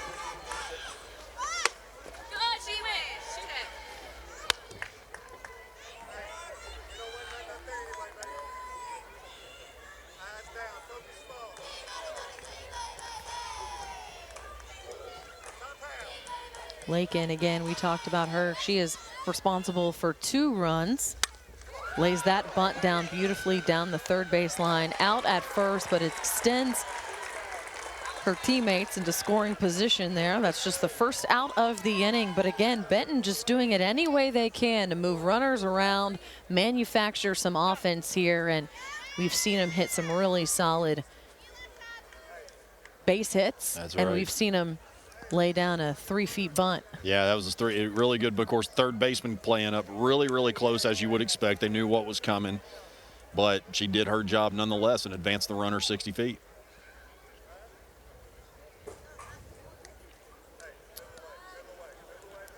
Morrow getting a little hug there from head coach Heidi Cox. Hey, Coach, sitting on third. How's it going? I'll tell you, Heidi Cox is one of the nicest human beings I know that can also scare you to death. I mean, I know a lot of coaches like that. She is as good as gold, and you know, Coach Hoffman's the same way, but they got some intensity to them too, but that's probably why they're so successful. AC Lackey now at bat facing Cooper Terry, and we've talked a lot about Cooper Terry, and I know you know her coach real well. You mentioned some shoulder issues, and that is so hard, especially as a pitcher, to bounce back from, and you have to commend her for putting in the work to get back and be able to be a part of this team this year. That's right. She's just a great teammate. She loves this game, and her dedication to the game has been evident, just what she has overcome injury-wise. But you know, last year when she did pitch, she was dominant, but she just wasn't able to, just because because of injuries. Came into this year as their ace, but the labrum shoulder injury was kind of an issue throughout the year, and it's kind of done. It's messed with her a little bit throughout this season, but you know, still just gutted it out and stuck with it. Doing the best she can here against AC Lackey. It is a 3-1 count. And the one thing I'm noticing, Kyle, is a lot of her pitches are drifting to that outside corner. And now I'm starting to wonder, and maybe you can kind of give me some insight on if she's just missing her placement a little bit. I know you sometimes want to get them to chase, but maybe just from, again, as you've mentioned, what you're going through sometimes, just kind of missing that placement on that outside corner. I think that maybe because I don't know this for sure. I would imagine, you know, maybe that injury has taken a little bit off of her, actually, because I think it is on her glove side. So that does kind of help with the, you know, of course, the throwing and everything. But I think that may be more so just kind of figuring out what spot she can hit and what she's going to get. Right. Lackey fouling that one off. Got a full count now. Would be great. I know Terry sitting here said, man, I'd like to strike her out right about now. Help this Sheridan defense.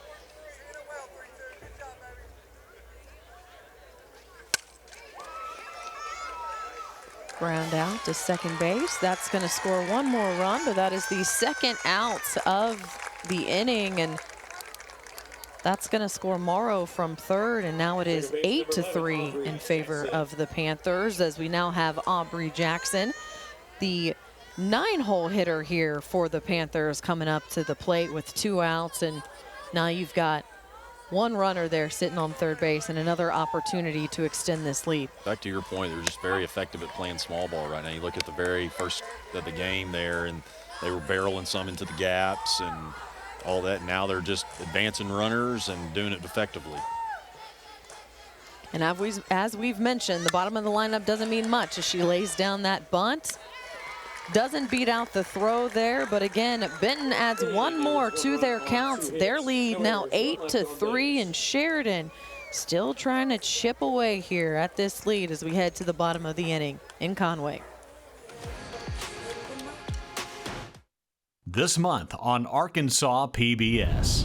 I overheard you say, nobody knows what this is, and I shouted out, I do. For a collector like myself, this is like heaven. Here we go. I'm home. The party is just getting started.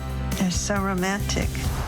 Oh. I don't have to tell you, it's been a thrilling trip so far. Seeing those stars perform gave a little glimpse of that home that was waiting for you upon your return. Only on Arkansas PBS. Since 1937, the electric cooperatives of Arkansas have been providing power to homes, farms, and businesses across our state. The cooperatives are member-owned and work together to serve Arkansans. The electric cooperatives of Arkansas proudly support high school students and athletics in Arkansas, and hope you enjoy watching the state championship games on Arkansas PBS Sports. Better connected together. The electric cooperatives of Arkansas.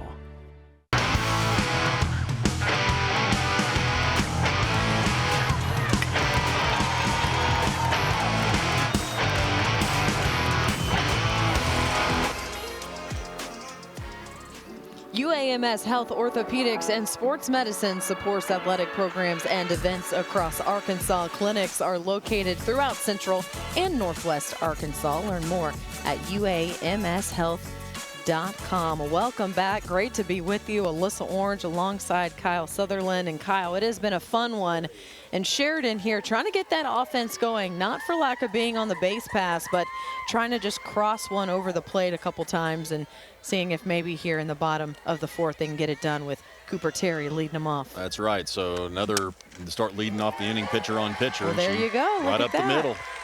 Ask and you shall receive. Terry hits it right back up to middle to lead off with a base hit. That brings up Avery Reed here, the designated player for the Yellow Jackets. And she popped up to the pitcher her first time at bat, but seeing what she can do now here to see if the Yellow Jackets can get something going offensively. Just a reminder from earlier, she told Coach, she hasn't batted a lot this year. I mean, like not much at all. And she told Coach Hoffman, look, I need to be in this lineup. I want to get a hit for my team before I graduate, and that was essentially what she told him. Like, I really want to try to do this. I'll worry about the pain later, and we just want to win a state championship today, and I'll do whatever I can to do it. Reed with just 11 hits on the season. 1 home run to her name and 10 RBI, but like you mentioned, it's just this point, it's a kind of a do or die mentality when you head into this state championship game. It's bigger than you, it's bigger than just the team. I mean, there's so much they're representing there with that Yellow Jackets name across their chest. I think the thing right now is yes, we keep going back to the point of chipping away, and that's what you want to keep doing. You don't want to overthink it too much, but the thing is Benton seems to be getting at least 1 or 2 or 3 runs here just about every single inning, so that's where it's got to kind of, double play. No, I think she was pulled off the back, but you're right. That's not what you wanted there with Reed. To the second baseman, they get the out at second. Unable to turn the double play, but that's 1 out for Benton. Sheridan still with a runner on base as we now go to Emma Harrell. She struck out her first time at bat. But Benton has played at least 1 run. Like last inning was just the 1, and they had done 2-2-3 before that.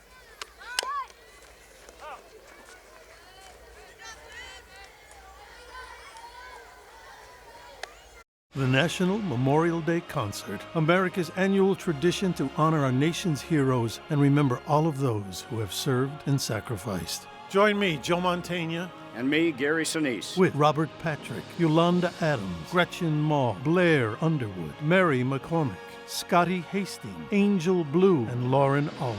The National Memorial Day Concert. Sunday night at 7. This month in Passport on the PBS app. China, the new global superpower. The country that we all want to know about today. They had to assert their rights. If a lot of people put their mind to it, they can win. Our goal is to make sure people don't think that our community is invisible anymore. These and other shows from Arkansas PBS are available with Passport on the PBS app. Meet the talented Tyrus Wong. I love to paint. Painting is very powerful.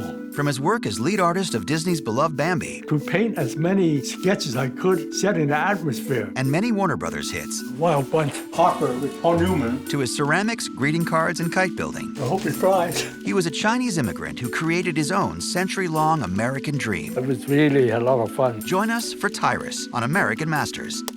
Tuesday night at 8. No cameras, no witnesses. That was convenient. From the beginning, then. Welcome! Strikeouts, and I'm pretty sure 3 of them were against the lefties on that outside corner. I know 2 of them were for sure.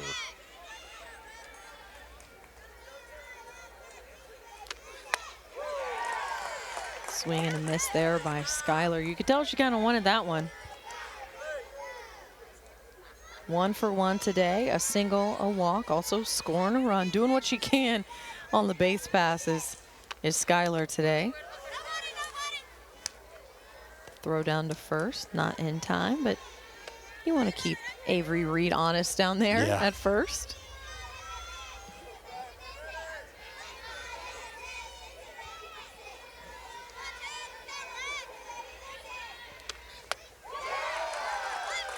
Swing and a miss for strike number 2, and She's gotten her to swing Rexy, on. I was going to say, Rexy kind of cramping Starrett a little bit there in the box. It's almost like her swing is maybe a little off balance with those pitches. Yeah, because she went inside on her both times. And, I mean, Skylar, she was trying to hit that thing to Mayflower. I mean, or I guess that would have been technically to Wooster.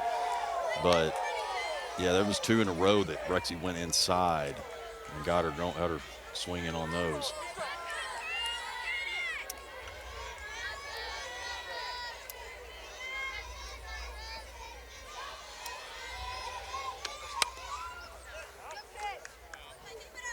Pulls that one ahead of that one. That's another pitch where she was like, I don't like this, but I'm going to foul it off. I'm not going to let you strike me out.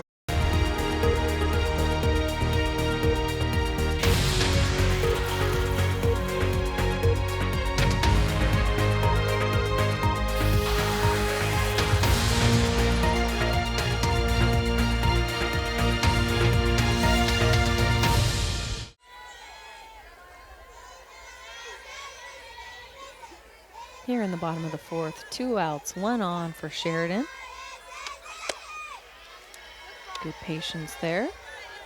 Now she's got a full count. Now she's going to battle here.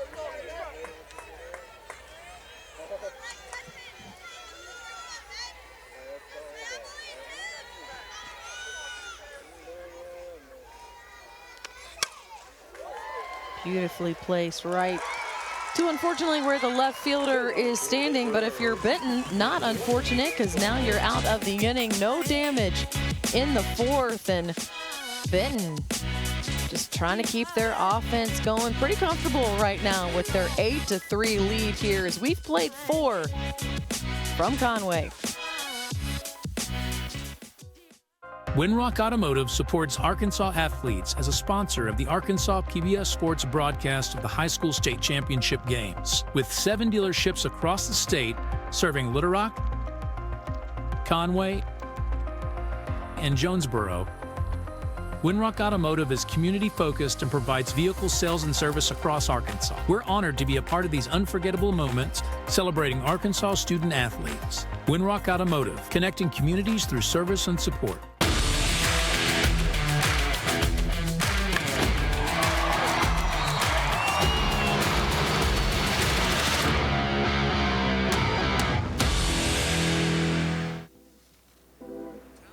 And this is where we stand through 4 innings of the 5A state championship game. Benton getting things done offensively, taking advantage of some errors, stringing some hits together as they were able to plate run after run in the first. 2 runs in the first and the 2nd inning. Able to plate 2 as well. In the 3rd, Kyle, they plated 3. I mean, this is how effective that offense has been, despite the fact that Sheridan trying to stay within it.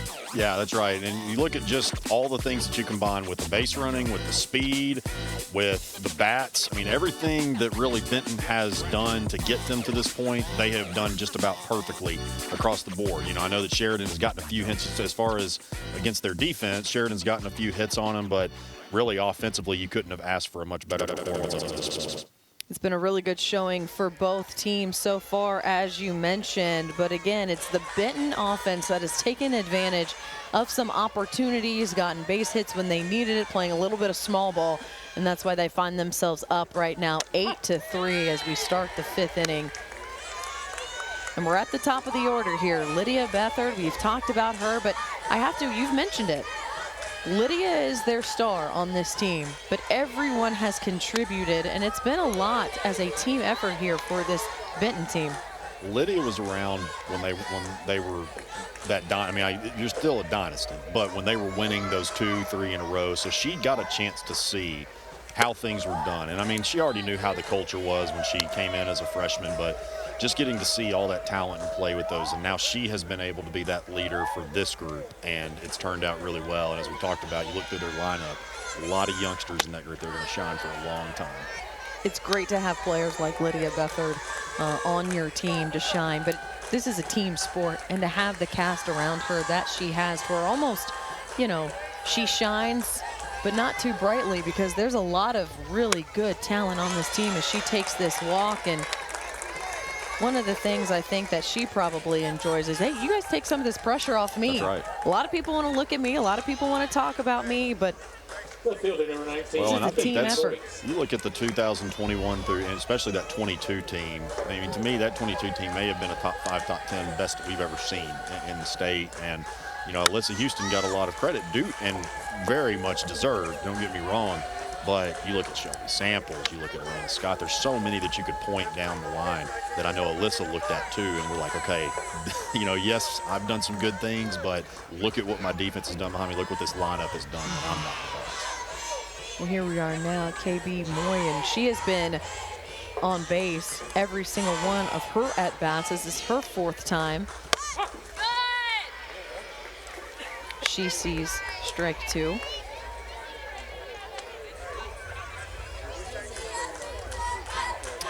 You see that a lot. There might be a lot of extreme young talent, but then you've got that 1, 2 seniors that kind of is the leader of the group. And great slap there. They look to try to go to second, but I think Lydia had a little bit more of a jump than they anticipated. So Terry choosing to go to first for the out, gets it done, and now you have Beathard standing on second, and that fielder's choice there. Yeah, that was by a smart KB. Play. Yeah, I think that was a smart play to go there. I mean, it was probably a little bit more sure. I mean, obviously you got to think really, really quick in that scenario, as we have a circle. Yeah, I'm very here. curious to see what Coach Cox wants to talk about here.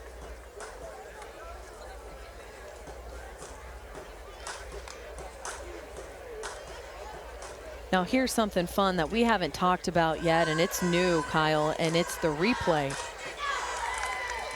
She can ask for that replay. You can do that in the state title game, but I think she wanted to talk about it, maybe have a second opinion there on whether or not she was out at first. And the umpires got together, agreed that she was out, so nothing you can do about that. And just ask Peyton Stewart to step up and have a base hit. Yeah, like, whoa. Knocks Terry's glove off. You don't want to be on the other end. You know, you saw that earlier with Rexy, to where she was able to, it was just positioned perfectly right off the bat to where she was able to stick her glove up, but Cooper was trying to do that too, and it knocked hers completely off. Hopefully she's all right. Checking her out right now. I think it looked like it maybe, I guess it bounced off her hand or wrist. Yeah, well, it looked like the ball almost, she tried to catch it, obviously, catch/defend herself, and then it just kind of fell out of the glove. But I think she's okay, giving her teammates some high five and shaking her chalk back. Yeah, I mean, Alyssa, I've talked about her toughness, but you'd have to drag her off, especially being her last game, and you're getting down close to the end here. I mean, you would have had to drag that kid off this field if she were a little banged up.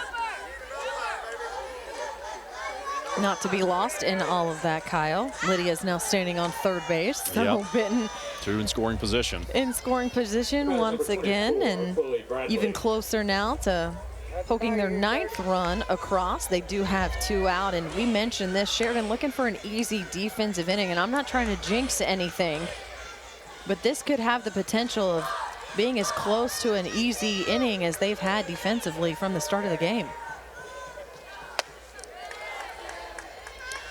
You know, against the righties, I've noticed Coop's a little bit high and just a little bit too outside on that opposite batter's box. It's just, that's kind of where I think she's trying to position it, and that's where most of the ones that have been called balls have gone. Audrey DiGiovanna here. Oh, it looks like we actually have a pinch hitter. I apologize. Coach Cox is known to do that. This is Chloe Bradley, the sophomore, in to hit. Ooh, she got a hold of that one, and that is the kind of call you make. That is why Heidi Cox is the head coach, brings in Chloe Bradley from the bench, and she knocks a 2-run home run. And just like that, it is now a 10-3 ball game. How about that, Kyle? Coming off the bench. I mean, she didn't even, I think, swing hard. Well, and that one was over the left field fence into the it looks like into the bullpen. Well, coaching matters, and you see the tall gentleman with the shades at first base. That's Chris Murphy, their assistant coach, and also handles a lot of the hitting. And he's very analytical. He knows all the matchups, and I guess he must. There he is, right there. He must have seen Look, he's something. Smiling. He knew. He knows because he's.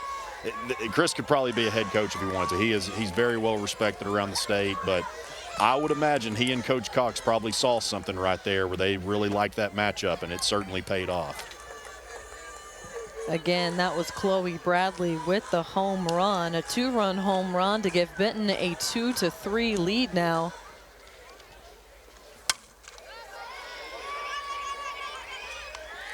That one caught in right center field. That one ends the inning, but I am pretty sure I jinxed it, Kyle, when I said this could maybe be an easy inning for Sheridan because Chloe Bradley had other ideas. That makes it a 10-3 ball game, and we are headed to the bottom of the 5th after this.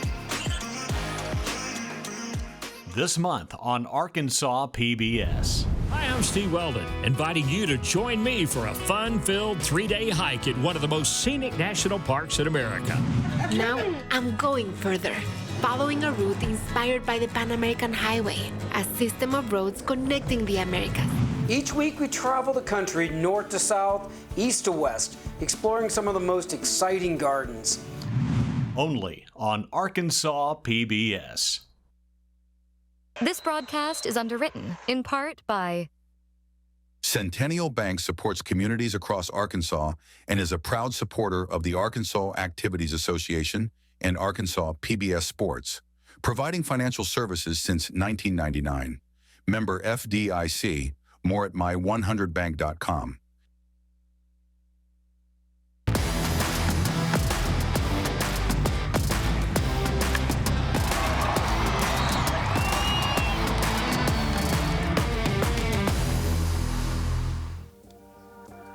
DVD copies of the state championship games are available from M&M Productions. More information at mnmproductions.net. And Kyle, I think there might be a lot of Benton fans going to get themselves a copy of this state game today. I think so too. Yeah, the way it's looking right now, it's I'll tell you what, I actually am just glad that they still do tape, because the way that things have evolved, when we were growing up, it was all DVDs and tapes and stuff like that. Now you can stream stuff. So, I'm actually surprised that that's still going around, but you can definitely get that once this is over.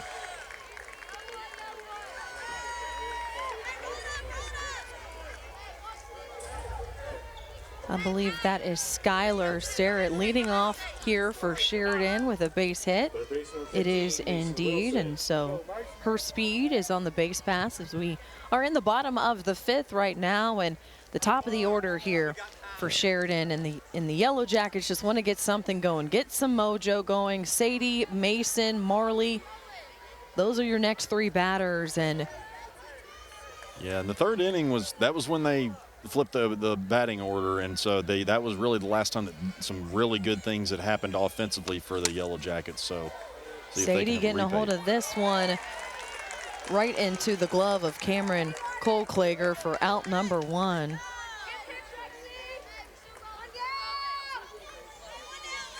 But you're right. I mean, it's been one of those things where Sheridan, it's not for lack of making contact with the ball. They're just hitting it right at people. And it feels like on the other side of things with Benton, they're finding the holes.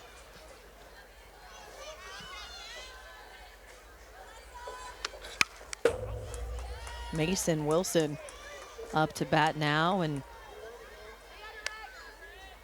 that's really just the reality, Alyssa's. I mean, Benton they've just kind of been doing this stuff all year. I mean, they have been the most complete team in Class 5A, and I mean, beating 6A schools. And gets a hold of that one, but pulls it a little bit foul. A little ahead of that one was Mason. I think you're right too. The one thing that I've noticed as this game is played out is it just feels like Benton just kind of piles things on top of each, not in an overwhelming way, right, but in a, now you look up and they just have 10 runs. And it feels like it's just like, they just keep adding a little bit here and there, a little bit here and there, and then you get the 2-run home run from Chloe Bradley. And And it doesn't feel overwhelming. Well, and that's the thing. We've talked at length about their 1 through 9, and you've got 7, 8, 9 hitting over 360. And then you bring in Chloe Bradley, just, she's been cheering in the dugout, and then she hits a 3-run bomb. And again, Wilson getting a good hold of this one, but right to the center fielder, Audrey DiGiovanno. You knew I was. You knew my brain was. I have to correct myself. It was actually. He was watching the gears, and my brain just working on that one. Well, it was actually. I got to correct myself. It was a 2-run homer, but nonetheless, Chloe Bradley had been cheering on her team. Comes off the bench and then smokes a 2. Right, and again for Mason, just hitting it right to her. Yeah. Not for lack of making contact and hard contact, but sometimes it just doesn't fall. Marley Lancaster here now with a 1-0 count. You know what it was? They just brought pizza into the studio and I got distracted. Smelling the pizza. That's that right? Did they get her? Yes, they did. That's rare, but they got Skylar Starrett stealing second base. What a throw there. That's the first time I've ever actually seen that happen. And that's the thing. She put it exactly where she needed to. She knew it was coming, and she said, watch this. Let me show you what I can do here behind the plate. Well executed by Benton as they get out of the inning, and we are headed to the 6th. We'll be right back. This month in Passport on the PBS app. China, the new global superpower. The country that we all want to know about today. They had to assert their rights. If a lot of people put their mind to it, they can win. Our goal is to make sure people don't think that our community is invisible anymore. These and other shows from Arkansas PBS are available with Passport on the PBS app. This broadcast is underwritten, in part by... Summerwood Sports Complex in Bryant features 4 courts across 2 gyms, located off Interstate 30, offering space for tournaments, practices, and training. Proud to support the Arkansas Activities Association and Arkansas PBS. More at summerwoodsports.com.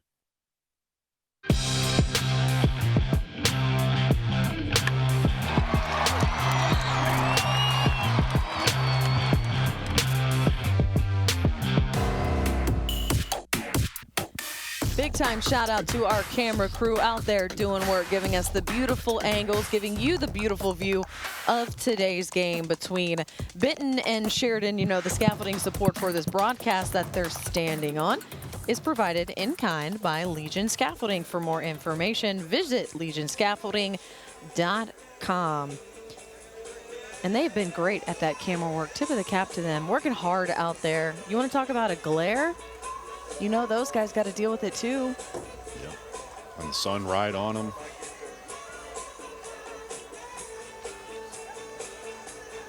I do love that Skylar's representing her Arkansas visor there. Yeah.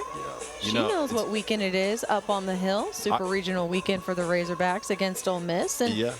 She knows she's on TV. I think she does wear that pretty much every game. And I will say, talking to, and obviously I know you've covered the Razorbacks at length, and just listening to these recruits say the same thing about Courtney Deifel and just, you know, how she builds the program, how she's a genuine human being. That was really cool to hear that from her. Of course, I've other in-state prospects that I've interviewed, you know, after they've committed, but, you know, the fan in me is definitely happy that she's staying here. So bottom of the 6th. No, I can go on and on. I've been here long enough to. I was here before Courtney Deifel took over, and what she's done with that program is impressive. That was Cameron Colklager there popping it up into left center field. That is the first out of the inning for Benton. A quick out for Sheridan. Go from 1-23 in conference to one of the top teams in the premier conference in the country. It's quite a turnaround. Yeah, what she's been able to build, and I had this conversation earlier this week with someone. I don't think there's going to be much, if anything, that's going to pull Courtney Deifel away from what she's built at Arkansas and the brand that they have there for the Razorbacks. And you're in the room now. Yep. You're in the conversations with the top recruits around the country. There's no need to leave. You lack for nothing. And what she's done is really impressive. And now the only thing that's missing is their first trip to the Women's College World Series. Maybe on Sunday. We'll see. Or maybe Saturday. We got a couple days. Lake and Griffin there, the 2-0 count. There you go. Another Jumps up, makes the play. catch there. Is Starrett there at shortstop for out number 2.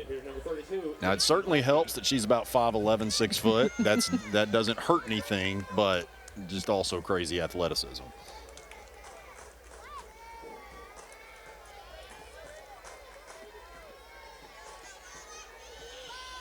Skylar's also a really good volleyball player. AC Lackey here. Oh, even able to. Wow. What a throw. Cleans up her own error from the knees, makes the throw, well executed, and there's that 1-2-3 inning that they have been wanting. And let's see if that does anything for the offensive side here for the Yellow Jackets, as they're down 10-3. Got a lot of work to do, but we got a lot of softball left to play here at UCA. This month on Arkansas PBS. I must face the fact that nothing will ever come of my writing. I had opportunities, squandered them. Let's get you inside. If you're looking for us to take her in, the answer's no. You are about to take your vows. Do you feel ready? Her voice catapulted her to stardom. She seduced the world. But for Julie Andrews, fame was overwhelming. Who is ever prepared for something like that? Only on Arkansas PBS. This broadcast is underwritten, in part by Everett Buick GMC provides vehicles to Arkansas families and supports local organizations. Community involvement has been part of our story for generations. Proud to support the Arkansas Activities Association and Arkansas PBS Sports. More at everettbgmc.com.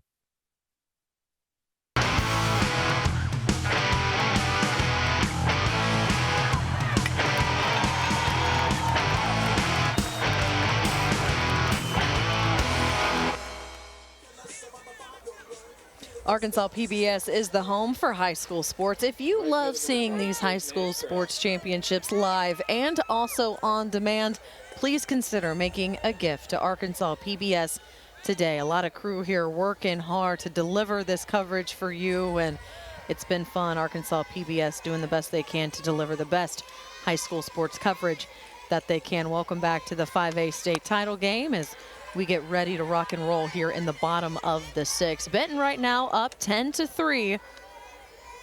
But we'll see if they've got some magic left in those bats as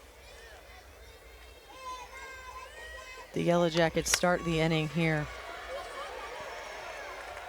That one out of the reach there of the center fielder. That is a standing double for Jaden Ashcraft, and that is a way to start the inning, Kyle. That's exactly what you need.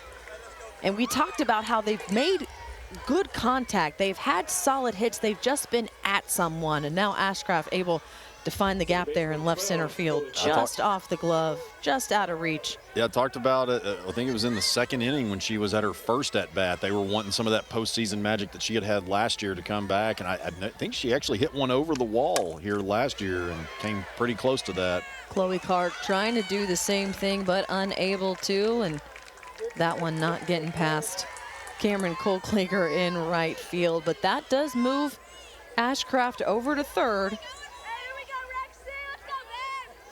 So one out for Cooper Terry. Pitcher number 5, Cooper Terry.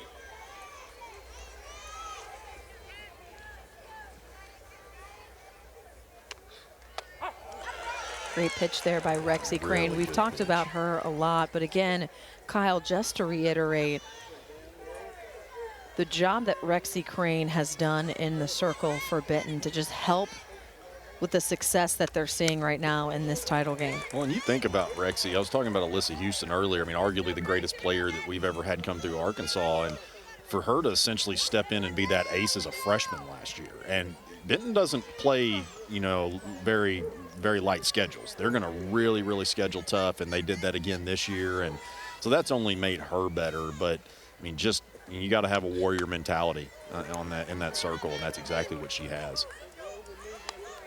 She's got a 1-2 count now to Cooper Terry. And again, Cooper, who stepped into the circle about the 3rd inning of this game to take over for Chloe Clark, has done a really good job of trying to limit the damage. Gave up that 2-run home run, but doing everything she can to kind of help this Yellow Jackets team. Now, 2-2 count on her.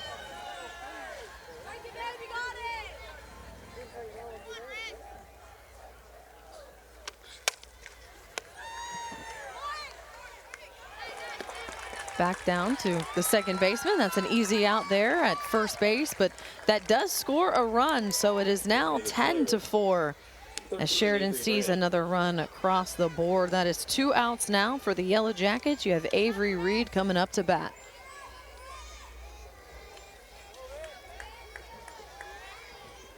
Every little bit helps, but it does. Chipping away slowly, running out of time. It is the bottom of the 6th, but again, you'll take what you can get, and a run is a run, and they're valuable. So you're hoping to try to just continue. See if you got a little 2-out rally in you here. If you can get through Avery Reed and Emma Harrell, you cycle back to the top of that lineup, and we just know the kind of production you can get there from your top 3 batters.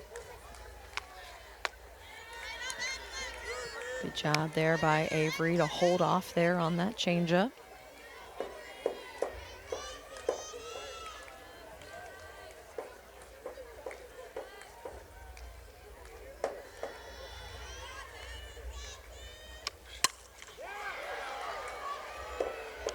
This one dead center. That will end the inning, and they got 1 back, but they're going to need a lot more as we get to the 7th if they want to try to steal this state championship away from Benton. But the Panthers, their last opportunity offensively to add a few more runs on the board. We're in the final inning here of this 5A state championship when we get back.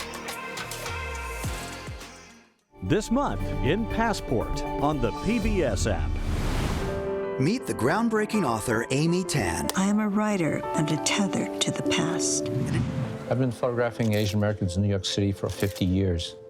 Who do you see? Corky Lee taking pictures. We don't quite feel home in Korea, and we don't quite feel home here in America.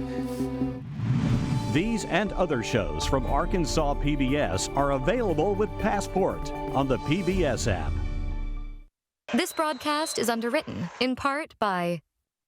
For over 70 years, Farm Bureau Insurance has offered coverage for automobiles, homes, farms, and lives across Arkansas. Proud to support the Arkansas Activities Association. More at afbic.com.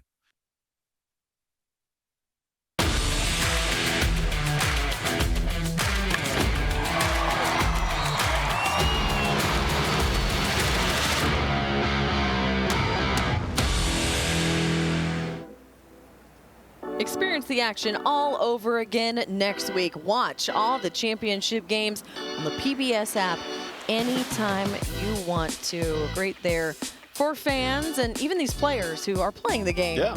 Want to go back and watch this one more time as we now head to the top of the 7th for Benton. It is Aubrey Jackson, Lydia Bethard, and KB Moix, your batters to lead off this inning. And Aubrey here, the 9-hole hitter, popping this one up. No problem there for Skylar Sterritt for the first out. I admittedly go back and watch the YouTubes just to, especially like with Sheridan, to get some film from last year's, because since there's a lot of those players still on this team. Of course, you can go back and watch years and years worth of Taylor. I pulled up won their last 8th year's as well. consecutive. Yeah, exactly. Yeah. You can go back and watch any game you want to. Yeah. So it's a great resource for fans. It's amazing. They didn't have this when I was playing. You kind of just hope my mom pulled out her camcorder. Yeah, our moms with the digital cameras. Phones I were think not a thing. We had, when I was a senior, which would have been the fall of '07, one of our football games was on TV, and we thought it was just the coolest thing Terry ever. just letting that one get away from her. That's okay. Shake it off. No damage done. No one on the base pass. And of course, Fearless Friday was about all the social media that we had back then, and so it's Things definitely have changed advanced. a lot. It has advanced, and we either that or we're just getting old. I think a Terry, little bit they of might both. come out and talk to her. That's now the second one. That feels like it's kind of gotten away from her there. She's looking at her hand, maybe shaking it off and trying to get through this inning, but a little sign of frustration there, understandably. Let's take a deep breath there by Terry. Good pitch. There we go. That's exactly what she needed. Strike number 1 on Lydia. It's a 3-1 count now, trying to stay in it.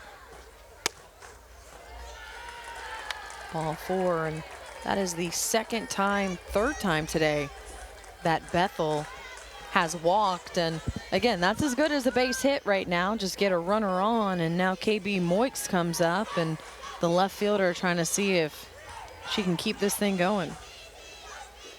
Rutherford's lays down that bunt, and she is going to be safe. Again, it's one of those things where you get a bunt there to that right side of the field, and the pitcher there, Terry, is going to have to field it, but then she's going to have to turn her body just a little bit, and by that time the speed of KB Moix is down on that first base line, and she is safe. And now you've got 2 on with 1 out. That's a beautifully placed bunt there by KB. Yeah, she's on. Really good bunt. And I was going to, Lydia, of course, likely her last at bat as a Benton Lady Panther. She has walked 4 times today, gotten a hit, but walked 4 times.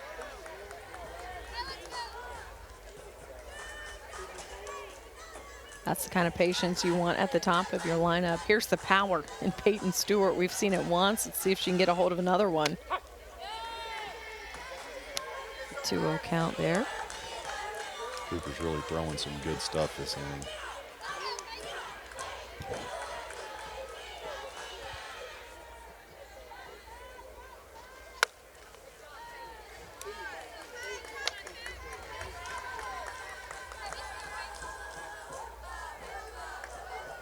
Another ball, and we've talked about this. Terry, she's trying to paint that outside corner, see if she can get them to chase just a little bit, but I've had to tip my cap here to the Panthers batters. They're very patient, very disciplined at the plate. You're not going to find them chasing much. They haven't displayed that, at least, in this game. Yeah, and that's what we keep going back to, is just talking about them in really all phases of the game. And it's just, frankly, Alyssa, it's hard to find a weakness. Really, from everything that they do, just their patience and approach at the plate, their base running, just everything across the board. And so she draws the walk. She's got bases loaded now, and it looks like Coach Cox is going to put in another at bat, or just talk to her batter here. Oh, no, she's going to make, no, she's not. Just kidding. I thought she was going to do one of those pinch hitting. She is no. Calls. She did it last inning, and it worked. So I thought maybe she would think about it, but instead you have the sophomore outfielder and Audrey DeGiovanna. I've actually joked with her that sometimes I need to bring some extra scorecards just to make sure I have room for everybody. I'm sure she laughs. But if you're that deep on your bench, why not? Yeah, exactly.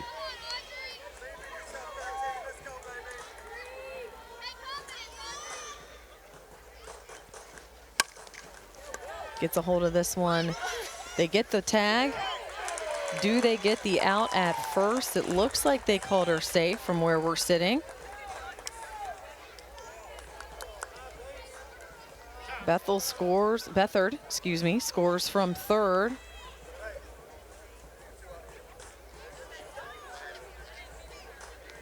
I believe they called her safe.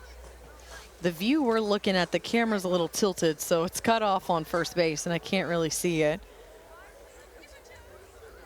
But the replay. I've had a couple of those really close ones. Yeah, that is close, first. and as they say, the tie goes to the runner, so she's standing on first base right now, as they're talking about it. In the of the championships, there is a official review that can be used, and we are in official review at this point.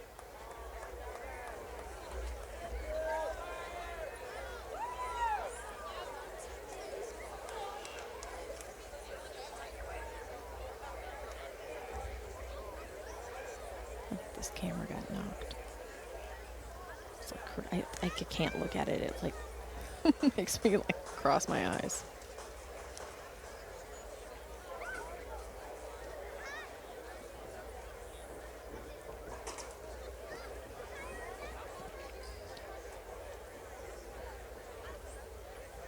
So here's the thing, Kyle, which is pretty cool, and this is new, and this is a thing that they're going to try out here in the state during these state tournament championship games, is this new video replay guidelines. It's available in the final inning or any extra inning. Each coach is allowed one challenge per inning, and challenges are limited to safe out calls at any base, which is what we're facing right now, whether or not she was out or first. And here's a look at the replay.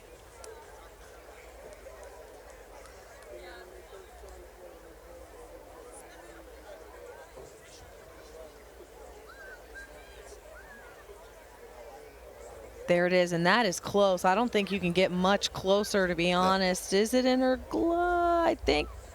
Is she down? It looks safe to me. That is not a review I want to look. And after looking at it, they go back to the field and they say the call is upheld. So she is safe at first base.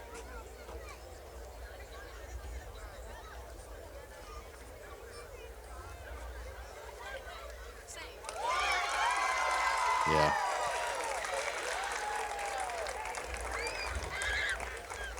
I just don't know that there was indisputable evidence. Yeah, that's one of those things. They have to have really indisputable evidence to overturn that call. And a really cool feature that the coaches are taking advantage of. And the NFHS has granted the Arkansas Activities Association permission to become an experimental state for video review. If people are wondering, well, where did this come from? So coaches were told about this a few days ago. We were told about this potentially a few days ago, and a really cool feature for them. But I think that's exactly why you have something like that and a play like that in a championship game in the 7th inning. And we have a robbery. It's down second.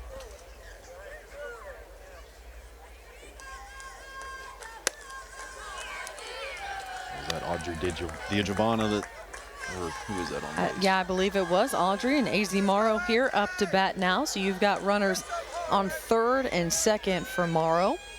2 outs.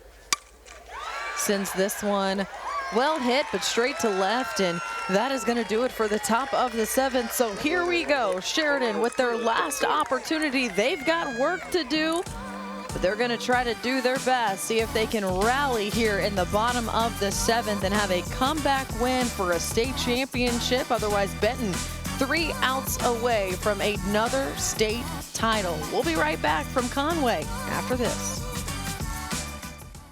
This month on Arkansas PBS. It's one Cole Porter showstopper after another in a comic look at the staging of Shakespeare's Taming of the Shrew. Starring Lisa Davidson, Freddie DeTomaso, and Quinn Kelsey, and Yannick Nézet-Séguin conducts. Don't miss Puccini's opera thriller. One gentleman showed me his coffee mugs that he had received as a wedding present, and they were $900, so that would surprise me. Only on Arkansas PBS. This broadcast is underwritten, in part by Centennial Bank supports communities across Arkansas and is a proud supporter of the Arkansas Activities Association and Arkansas PBS Sports, providing financial services since 1999. Member FDIC. More at my100bank.com.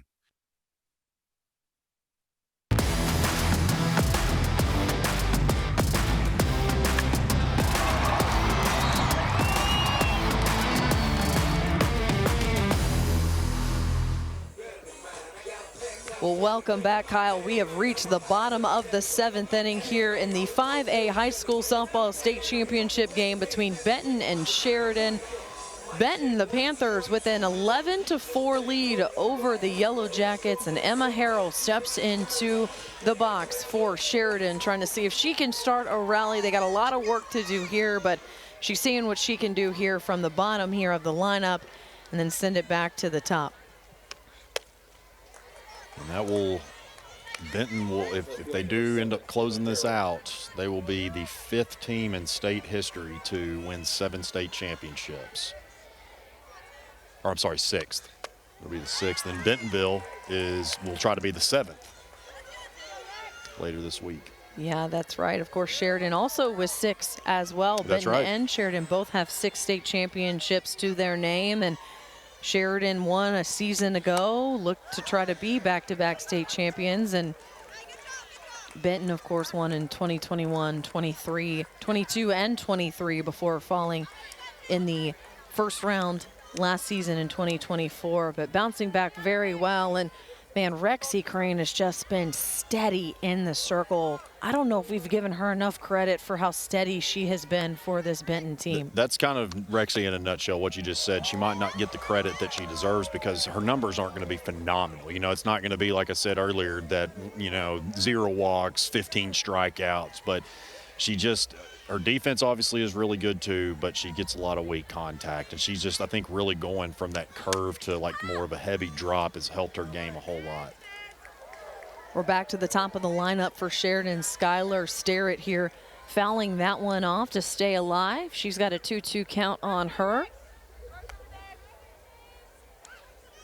But yeah. Oh, I apologize. We're still at Emma Harrell. My bad. But Rexy's just, I mean, she's just going to get better, especially the strides that she's made in the last year. It's just going to get better and better for her. Good hit back up the middle by Emma to get on and lead off here for Sheridan in the bottom of the 7th. And so now we go to the top of the lineup and Skylar Starrett. And for Skylar, this is her 4th at bat. She has now faced Rexy Crane 4 times. And this is it for her. She's trying to help see if she can rally this team down 7. It's 1 for 2 with a walk. Tries to lay down the bunt there. Has scored 2 runs. At this point, I'd be like, I don't know about bunting, but it's Skylar. So her speed makes up for that. Yeah.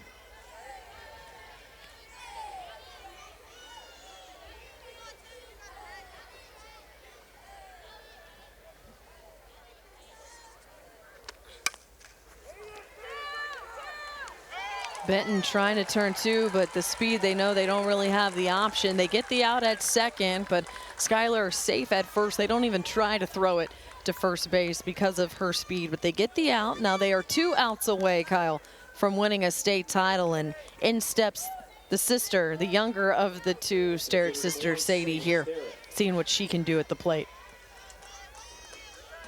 Sadie, another one that's going to be a great one for years to come. And there goes Skylar. This time, Peyton Stewart's throw not in time, and Skylar safe at second base. Takes away that force out there.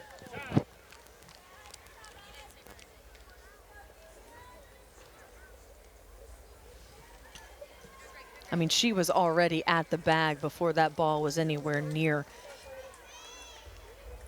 the shortstop fielding it. It's impressive, her speed, and kind of even more impressive, Peyton Stewart was able to throw her out a few innings ago. That's right. It's the first time I've actually seen it happen. Sadie takes advantage there. Here comes Skylar at home, and she is called out at home.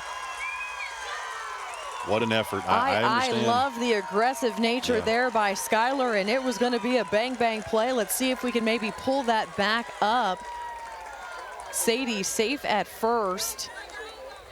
A little bit of a bobble there, but a really heads-up play by Aubrey Jackson to know she doesn't have a play at first, but she's got a play at home, and that is such a tough angle. Skylar sliding, trying to slide around and grab the back of that plate, but just not in time. A really good play there. Hey, credit to Coach Hoffman at third by for sending her. Stewart. I mean, you got to be aggressive in this, you have case. To be. And if you're going to be aggressive by anyone or with anyone, it's with Skylar. Absolutely. So now 2 down, 1 away. Mason Wilson at the plate. A 1-1 count for her. Bottom of the 7th. Sheridan trying to make some magic happen.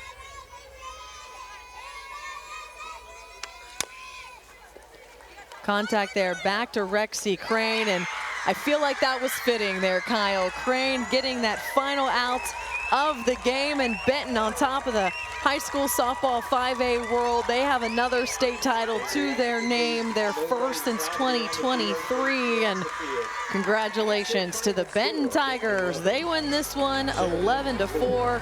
When we come back, we got a trophy to give out, Kyle. We got some hardware to hand out. From the lessons that shape our children's futures to the stories that unite our communities, the impact of Arkansas PBS is undeniable. We give a voice to local news, art, history, and culture. Now more than ever, we need your help to keep this voice strong.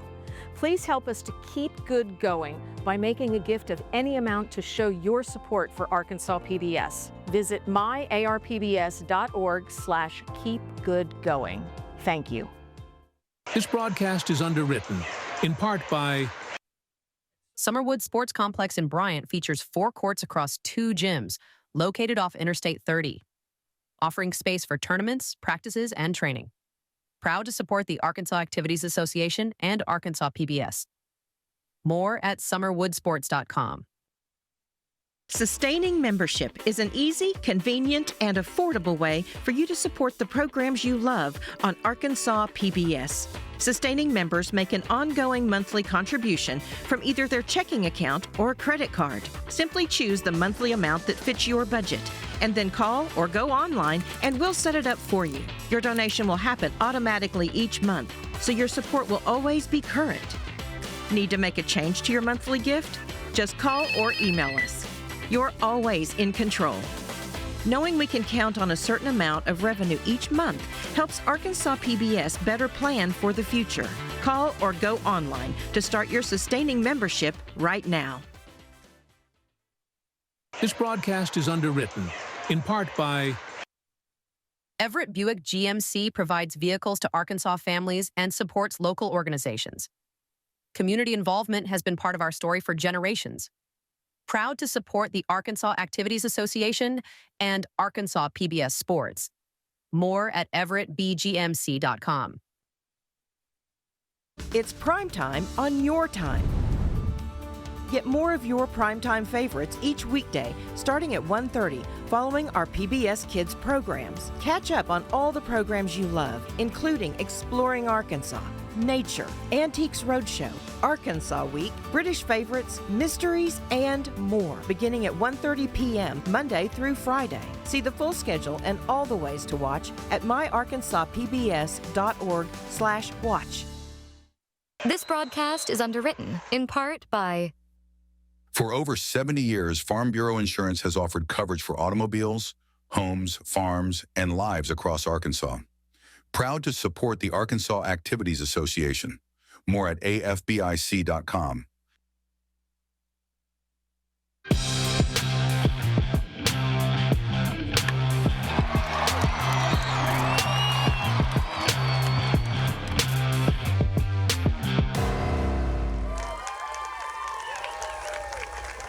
Welcome back. Still a season to be proud of for Sheridan, who came into today 24-6, but it is the Benton Panthers who are the winners of the 5A state championship. An 11-4 win for the Panthers, and that celebration has been worth it. It has been quite the season for them. Such talent top to bottom for this Benton team, and they get to take that lovely piece of hardware, which I'm sure is kind of heavy, Kyle. Yeah. Back to Benton with them to celebrate, and they get the banner, they get the trophy, they get the photos, and we get the highlights here. It started early in the first, just getting that offense going early to score 2 runs in the first. They then jumped to the second. They're able to score 2 more, and it looked like this one might be close because Sheridan was going blow for blow for them and making it a pretty tight game, but Rexy Crane in the circle, able to really shut down this Sheridan Yellow Jackets offense. And for Benton, Kyle, all they needed was their offense, and you chip away, get a couple, a home run, and next thing you know, you've got 11 runs. Especially at the beginning there as both teams were settling in. I think that Benton really took advantage of some Sheridan mistakes in the field. But that's the thing, though. You don't really have to give them anything. They just pretty much just do it, and they've done it all year. Scored a lot of runs. Been great in the circle with Rexy Crane there. So, yeah, that's what Benton does. They expect, both of these programs expect championships, and Benton is bringing home another one to add to that very loaded That was another trophy look case. at that Chloe Bradley home run. And there is the final out of the game by who else? Rexy Crane. And that is going to do it. Benton Panthers, your winners tonight, and a fun ball game here, Kyle, for both of these teams. And it's been a fun one following this game alongside you. The official championship apparel and memorabilia for this season are available at ArkansasHighSchoolSports.com. Again, you want your official championship apparel, just head on over to ArkansasHighSchoolSports.com. It has been fun. We've got 2 softball champions in the books, the Benton Panthers and the Taylor Tigers, and we've got more softball on tap for the next couple of days, but we've also got baseball to play. And coming up, we've got another state championship game on deck here on the Arkansas PBS Sports Network. It's going to be fun. We've got the 5A championship game between Valley View and Marion. Stick around. We're going to go grab some pizza, Kyle and I. Got a great broadcast on deck for you, and we will see you here tomorrow as we crown more softball champions in the state of Arkansas. For Kyle Sutherland, I'm Alyssa Orange. Thank you so much for joining us, and stick around for baseball, and we will see you tomorrow.